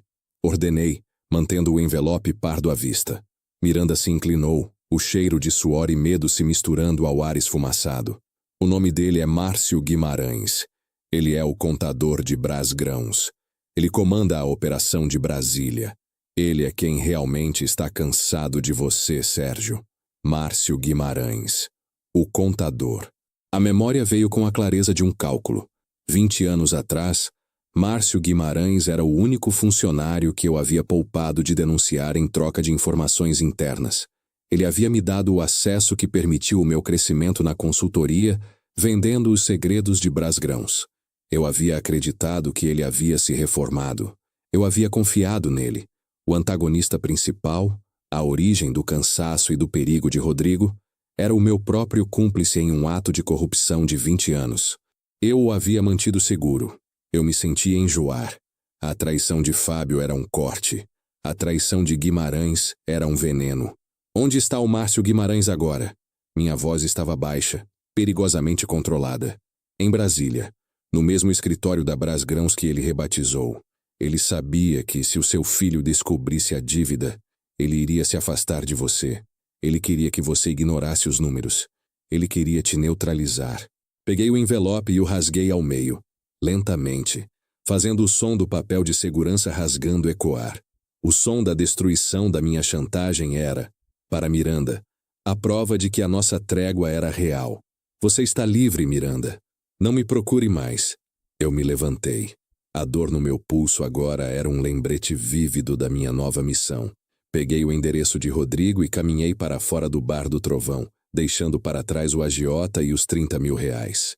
Eu havia comprado a liberdade de meu filho e o nome do meu verdadeiro inimigo. O porão em Santa Teresa estava nos fundos de uma velha oficina mecânica.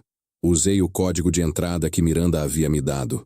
Lá dentro, Rodrigo estava encolhido em um colchão velho. Ele me olhou e eu vi o pânico em seus olhos. Pai, o que você está fazendo aqui? Eu te disse para não ligar. Sua voz estava rouca. Eu me ajoelhei. Meu corpo estava no limite do colapso, mas eu mantive a rigidez. Eu não liguei, Rodrigo. Eu vim. Márcio Guimarães. Fale-me sobre os números. Rápido. Rodrigo arregalou os olhos. Ele percebeu que eu não estava ali pelo drama da reconciliação, mas pela frieza do resgate. Ele começou a falar, rápido demais, sobre o que havia descoberto nos computadores de Márcio Guimarães. A dívida com Miranda era apenas a casca. O núcleo era uma operação de desvio de dinheiro público que ele havia tentado expor. 7 minutos depois, eu tinha a informação de que precisava. Olhei para meu relógio. 23h20. Precisamos sair daqui. Eu o conduzi para fora. No táxi, a caminho do aeroporto, o corpo de Rodrigo tremia, mas o meu estava rigidamente calerto. Eu enfaixei meu pulso sangrando com um lenço de papel, o sangue absorvendo a tinta vermelha. A dor era um alívio concentrado. Às 2h, estávamos no primeiro voo de volta para Brasília. Eu havia avisado o Dr. Ricardo por e-mail. Márcio Guimarães. Reative o dossiê Brasgrãos imediatamente. Auditoria completa. Iremos de volta ao escritório dele. Sentado ao lado de meu filho, que finalmente dormia exausto, eu olhei para a escuridão lá fora. Márcio Guimarães era um fantasma que eu havia criado e alimentado por 20 anos. Agora, ele era a ameaça direta ao meu filho. Eu não disse uma palavra. O silêncio que eu havia imposto por tanto tempo havia se quebrado na zona portuária do Rio de Janeiro, substituído pela violência da ação. Mas a minha voz, aquela que Márcio Guimarães esperava ouvir em pânico, permaneceria calada. Eu o confrontaria com a única arma que eu dominava, a arma da precisão cirúrgica de um auditor que destrói o sistema de dentro para fora. A minha volta a Brasília não seria a de um pai arrependido, seria a de um executor. E o meu primeiro ato seria ir ao encontro de Márcio Guimarães. Mas eu não iria sozinho. Eu tinha a traição de Fábio para usar e a urgência de Fátima. Eu precisava de aliados, mesmo que fossem cúmplices relutantes. Eu não pararia até que o antagonista de Brasília estivesse tão exposto quanto o porteiro E. Carvalho. E eu sabia que o confronto final aconteceria no lugar que eu mais amava e odiava. O meu próprio escritório, onde a corrupção de 20 anos se aninhava. A aeronave tocou o solo do aeroporto Juscelino Kubitschek às 4h20 da manhã. O ar seco e frio de Brasília era um choque bem-vindo após a umidade pegajosa do Rio de Janeiro. Eu estava exausto, mas a adrenalina que corria em minhas veias impedia qualquer sinal de fadiga. Rodrigo, ainda dormindo, apoiava a cabeça em meu ombro. Ele era um peso físico real, o oposto da leveza destrutiva da sua mensagem. Conseguimos sair do aeroporto sem chamar a atenção. Eu havia ligado para um táxi particular. Eu precisava de um retorno discreto. Fátima estava acordada, sentada na sala de estar, exatamente onde eu a havia deixado. A casa estava na escuridão habitual. Apenas o brilho azulado da TV no modo mudo iluminava o ambiente. Quando Rodrigo cambaleou para dentro, apoiado em meu braço, Fátima não chorou, nem correu. Ela apenas se levantou, os olhos fixos na ferida em sua testa. Ele está exausto, eu disse a voz baixa. Precisa de repouso e de um médico. Eu chamei o Dr. Sampaio. Ele virá em 1 hora. Fátima respondeu, sua voz firme. A cumplicidade forçada estava se solidificando em uma eficiência militar. Ela levou Rodrigo para o quarto de hóspedes, evitando o nosso quarto para não quebrar a delicada fachada de normalidade que havíamos mantido para os vizinhos. A cena foi rápida, silêncio absoluto. A coordenação de 2 pessoas que não precisavam mais de palavras para entender a urgência. Eu peguei a minha pasta e me dirigi ao escritório.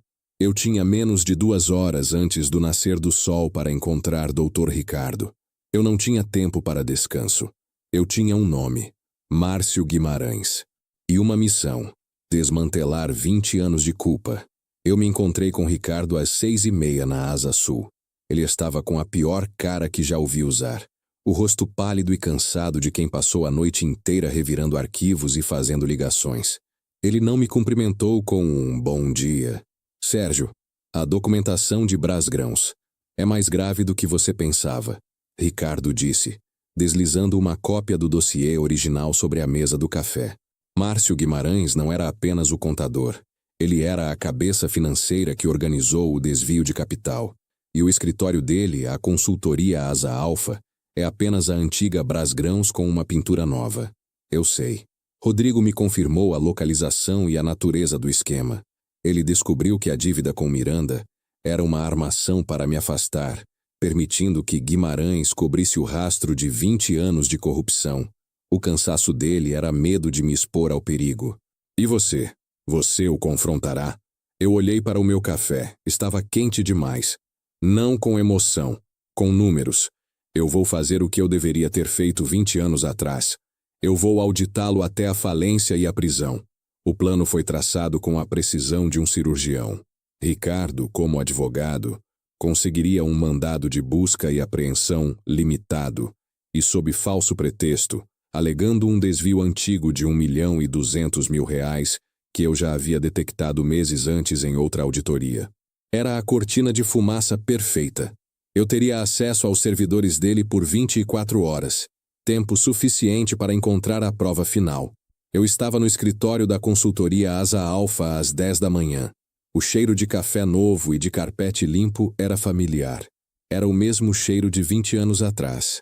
Márcio Guimarães era um homem na faixa dos 60 anos, com um sorriso largo demais para ser genuíno. Ele me recebeu no saguão com uma cordialidade exagerada. Sérgio, que surpresa agradável! Dr. Ricardo me ligou. Um pequeno problema com a nossa auditoria de grãos. Entendo a urgência. Márcio, nós temos um problema que não é pequeno. É um problema de 20 anos. Eu disse, ignorando a mão estendida dele. Guimarães empalideceu. Ele sabia que eu estava falando sobre a Brasgrãos. Ele sabia que a minha presença ali, naquele momento, era um julgamento. Não sei do que você está falando, Sérgio. Sei sim.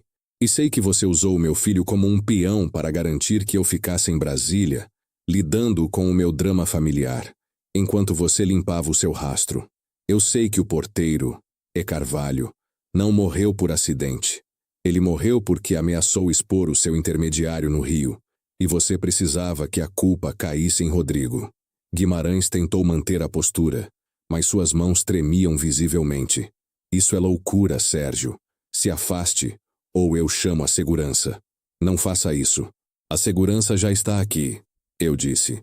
E no mesmo instante, Dr. Ricardo entrou no escritório com 2 oficiais de justiça. A cena se desenrolou em silêncio burocrático. Os oficiais de justiça apresentaram o mandado limitado de busca e apreensão. Márcio Guimarães estava encurralado. Ele me olhou com ódio puro. Você se vendeu, Sérgio. Você podia ter sido grande. E você se corrompeu. Eu farei a auditoria agora, Márcio. E eu encontrarei o elo. Passei as próximas 12 horas imerso nos servidores da consultoria Asa Alfa. Márcio Guimarães estava sentado em uma cadeira no canto, observando a sua vida desmoronar em tempo real, incapaz de impedir a minha precisão. Às 22 horas, eu o encontrei, escondido sob 4 níveis de criptografia, um arquivo chamado Reserva S. O S Era de Sérgio. Guimarães havia mantido uma cópia de todos os documentos que me incriminavam por ter me vendido 20 anos atrás uma apólice de seguro contra a minha ambição. E dentro daquele arquivo estava a prova que eu precisava, a transferência final de R$1 milhão, feita há 3 meses, para uma conta na Suíça, rastreável até o próprio Guimarães e marcada com uma referência clara ao esquema de desvio de verbas públicas de Brasília. Eu imprimi o documento, uma folha de papel timbrado que valia a sua liberdade. Eu me levantei e caminhei até Márcio Guimarães. Está encerrado, Márcio. O dossiê de 20 anos atrás está limpo, mas a transferência de hoje não está. Você não vai para a cadeia pelo que você fez no passado, mas pelo que você fez no presente. E o seu antagonista não sou eu. É a sua própria ganância. Eu entreguei o papel a Ricardo, que imediatamente fez uma ligação para a Polícia Federal, formalizando a denúncia com a prova irrefutável de lavagem de dinheiro. Márcio Guimarães foi levado dali em silêncio. A derrota não em seus olhos, mas em sua postura curvada. Eu havia feito justiça, não com a paixão que Fábio exigia, mas com a precisão que me definia. Eu voltei para casa à meia-noite. Fátima estava no quarto, lendo. Rodrigo estava dormindo sob a vigilância do Dr. Sampaio, que já havia partido. O médico confirmou exaustão e desidratação, mas nenhuma lesão grave. Eu entrei no meu escritório. A justiça estava feita. O antagonista estava preso. Meu filho estava seguro. Eu me sentei à mesa de Jacarandá, o coração vazio. Eu havia usado todo o meu autocontrole para auditar o crime, mas a vitória era oca. Olhei para o celular que jazia de bruços na mesinha. Eu o virei. A tela se acendeu e eu procurei a mensagem de Rodrigo. Ela estava lá, no topo da lista, intacta. Não me ligue nunca mais. Estou cansado de você. Eu li as palavras. Li e reli. Elas eram agora uma mentira, uma cortina de fumaça, um pedido de socorro mal escrito. Eu sabia disso, mas por algum motivo que a minha mente lógica se recusava a processar, o cansaço dele ainda ressoava. O silêncio do meu escritório, que antes era meu santuário, tornou-se meu cárcere. Eu me virei para a pilha de documentos que eu havia negligenciado por 48 horas. O trabalho que deveria ter sido meu refúgio agora parecia inútil. Eu me senti paralisado. Meu corpo estava exausto pelas 36 horas sem dormir, mas minha mente estava presa no loop da rejeição inicial. Eu havia resolvido o crime, mas não a ferida. Eu passei as horas seguintes olhando para a tela do celular. Eu não conseguia trabalhar, não conseguia dormir. Eu estava no meu auge profissional, mas em colapso pessoal. A minha precisão cirúrgica havia se transformado em indecisão. Eu não sabia qual era o meu próximo movimento. A única coisa que se movia era o meu polegar, que subia e descia, relendo as 10 palavras. Não me ligue nunca mais, estou cansado de você. Às 4 da manhã, a luz do sol começava a se insinuar pela janela. Eu peguei o telefone, não para ligar para Fábio ou Fátima. Eu abri a minha agenda de contatos e procurei o número de Dr. Sampaio. Eu precisava de uma avaliação. Não sobre o estado de Rodrigo, mas sobre o meu. Eu precisava saber o que havia de errado com a minha precisão, com a minha indiferença. Eu estava cansado, não de Márcio Guimarães, mas do meu próprio silêncio. Eu disquei o número do Dr. Sampaio e parei. A confissão de fraqueza seria um custo que eu não estava pronto para pagar. Eu desliguei, antes que o primeiro toque se completasse. Em vez disso, peguei o paletó que ainda estava jogado sobre a cadeira, com a mancha de sangue seco no pulso. Eu precisava de ar. Eu precisava sair de Brasília. Eu precisava enfrentar a única pessoa que ainda restava na minha lista de auditoria, o meu irmão. Eu precisava entender o que havia impulsionado a traição de Fábio, e eu faria isso com a mesma frieza que usei para destruir Márcio Guimarães. O drama estava voltando, e eu precisava estar preparado para reagir. Eu vesti o paletó. Era hora de ir para Taguatinga. E eu sabia que o confronto com Fábio seria mais doloroso do que qualquer confronto com um agiota ou um criminoso, porque Fábio me conhecia, e ele sabia exatamente onde ferir. Eu vesti o paletó. Era hora de ir para Taguatinga. E eu sabia que o confronto com Fábio seria mais doloroso do que qualquer confronto com um agiota ou um criminoso, porque Fábio me conhecia, e ele sabia exatamente onde ferir. Dei 3 passos na direção da porta. 3 passos que representavam a transição da auditoria criminal para a auditoria familiar. Mas ao passar pela sala de estar, a anomalia na rotina me freou. Fátima estava em nosso quarto, com a porta ligeiramente entreaberta e a luz acesa. Não era a luz de abajur que usávamos para ler. Era a luz branca e total do teto. O ruído suave de tecidos dobrados chegava até mim. Não era o som de quem arruma a casa. Era o som de quem desmantela uma vida. Eu entrei. A cena era organizada com a precisão que eu dedicava aos meus extratos bancários. Fátima não estava chorando nem rasgando roupas. Estava dobrando metodicamente suéteres e camisas, empilhando-os dentro de uma mala de rodinhas que ficava, por convenção, guardada no alto do closet. A mala estava quase cheia. Eu não disse uma palavra, mas o silêncio que eu havia imposto por 72 horas havia se tornado, naquele momento, um intruso. Fátima parou, o tecido de uma blusa cinza entre seus dedos. Ela não virou para me encarar. Manteve os olhos fixos na costura, como se estivesse auditando a qualidade do algodão. Márcio Guimarães está preso, ela disse, a voz monótona, sem inflexão, como se estivesse lendo um obituário. Rodrigo está seguro. Os números estão em ordem. Sim, consegui responder, um murmúrio áspero que me custou um esforço físico. Ótimo. Você venceu. Você salvou o nosso filho. Você destruiu o antagonista de Brasília. Você provou que a sua metodologia funciona. Ela finalmente se virou. O rosto de Fátima estava limpo de lágrimas, mas seus olhos estavam saturados de uma resignação que doía mais do que a raiva. Mas o que sobrou, Sérgio, não serve para mim. Eu não sou mais um dado a ser processado.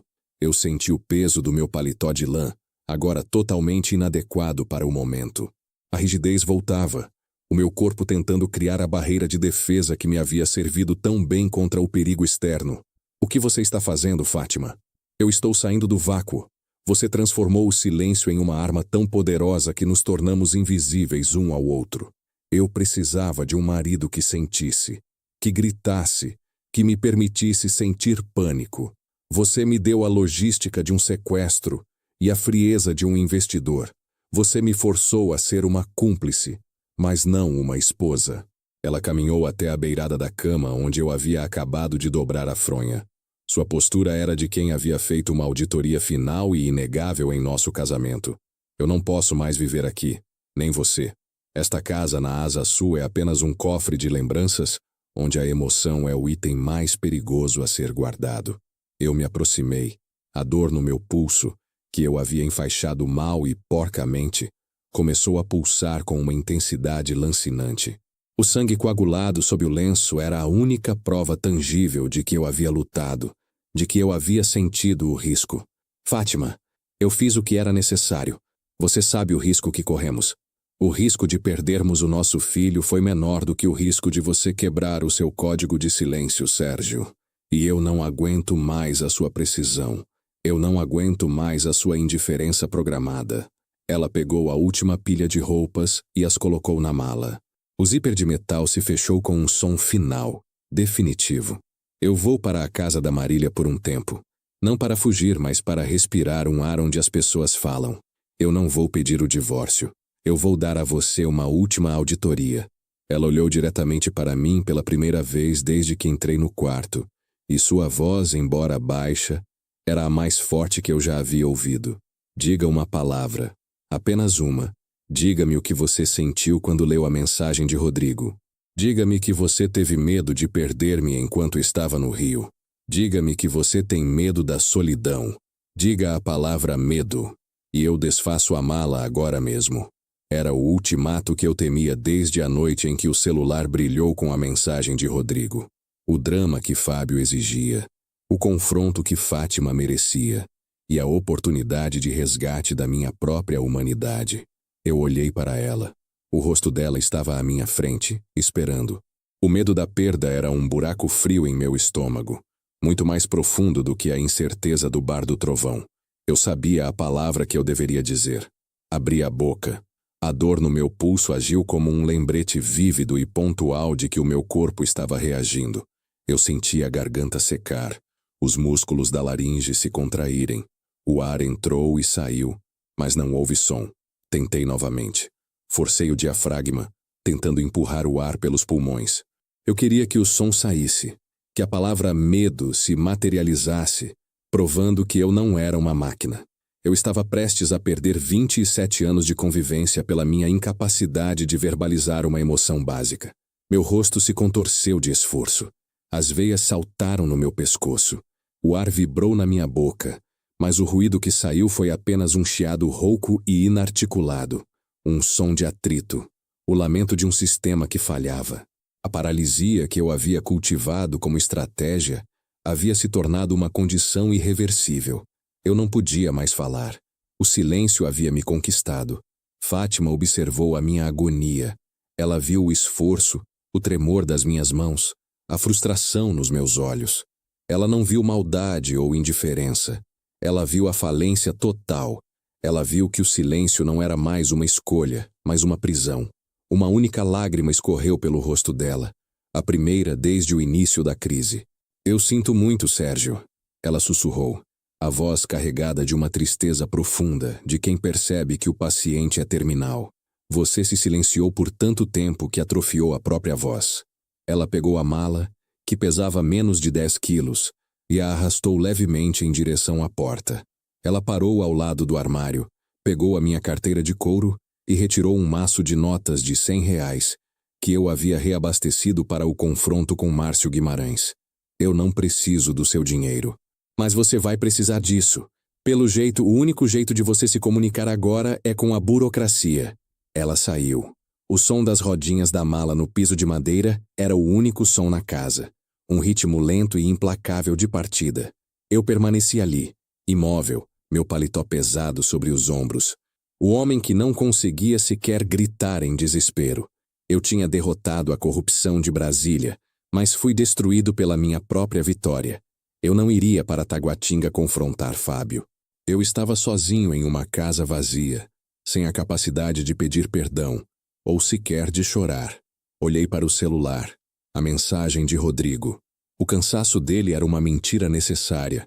O meu silêncio, uma verdade brutal. Eu ainda tinha uma auditoria a fazer. A auditoria da minha própria alma. Mas eu sabia que, sem a voz, eu teria que encontrar um novo método de comunicação, um que fosse além dos números. O clímax do meu controle havia chegado, e o preço era a mudez. Eu me ajoelhei no carpete, o corpo finalmente cedendo ao peso das 72 horas. Eu ainda não conseguia falar, mas meus dedos, que tanto haviam tamborilado em ansiedade, agora buscavam o teclado do meu celular. Eu não podia ligar para Fátima, mas eu podia escrever. E a primeira pessoa que eu precisava alcançar não era Fábio, era Rodrigo. Eu precisava saber se ele pelo menos entenderia o que restava do seu pai.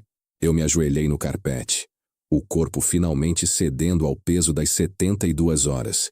Eu ainda não conseguia falar, mas meus dedos, que tanto haviam tamborilado em ansiedade, agora buscavam o teclado do meu celular. Eu não podia ligar para Fátima, mas eu podia escrever. E a primeira pessoa que eu precisava alcançar não era Fábio, era Rodrigo. Eu precisava saber se ele, pelo menos, entenderia o que restava do seu pai. O silêncio na casa era tão vasto que eu podia ouvir o zumbido fraco da geladeira na cozinha. A luz da manhã de Brasília, fria e branca, entrava pelas janelas do closet, iluminando o espaço vazio onde a mala de Fátima estivera. Eu estava sozinho, paralisado e mudo, mas com a ponta dos dedos totalmente funcionais. Abri o aplicativo de mensagens onde a bomba de Rodrigo jazia intocada há 3 dias. Lia novamente. "Não me ligue nunca mais. Estou cansado de você." Em vez de responder, abri um novo bloco de notas. Não era uma mensagem a ser enviada, mas uma carta a ser vomitada. Eu precisava despejar a auditoria da minha alma em um documento, o único meio de comunicação que ainda me restava. Comecei a escrever. "Rodrigo, o seu cansaço não foi um grito de dor, mas um código. Entendi os números. Eu entendi o perigo. E por isso agi com a única ferramenta que eu domino: a precisão e o silêncio.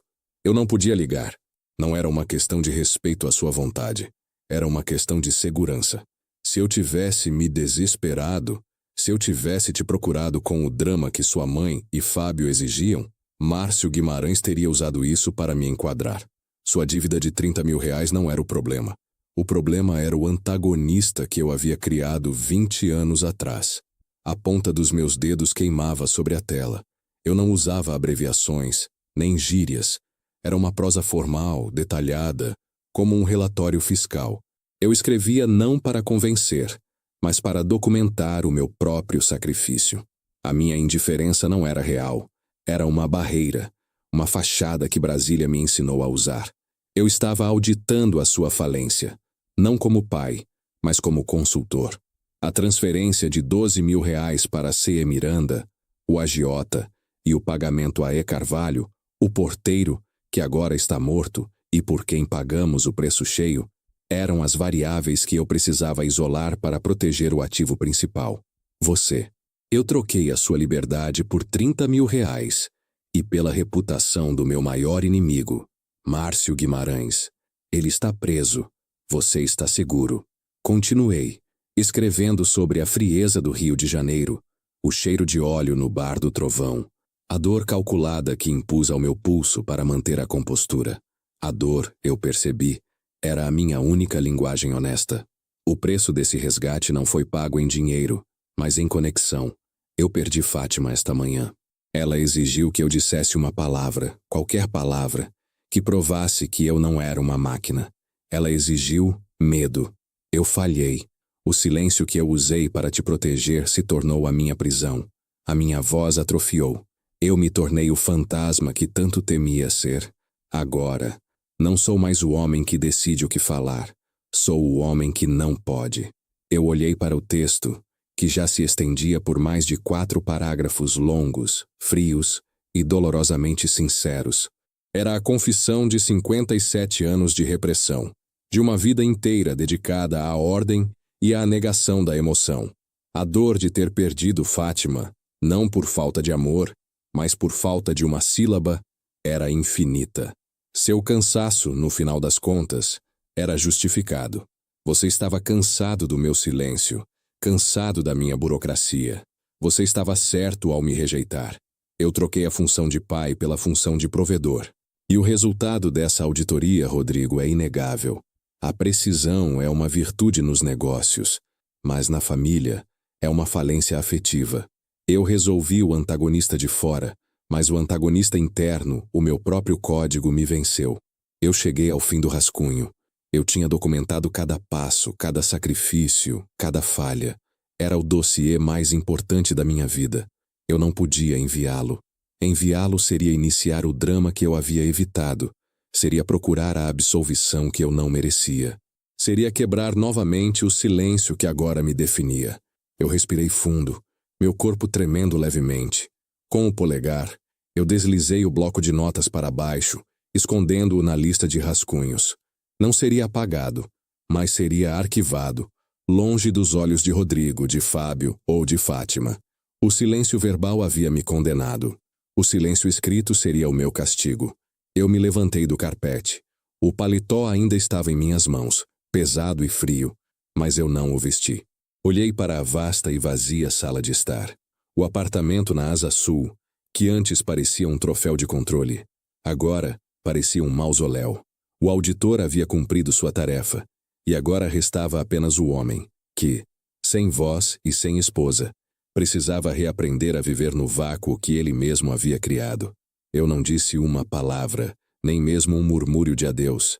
Se essa história tocou você de alguma forma, deixe um comentário aqui embaixo. Quero muito saber o que você teria feito no lugar do Sérgio. E se puder, compartilhe este vídeo com alguém que precisa ouvir isso hoje. Obrigado por assistir. E que Deus abençoe seu caminho.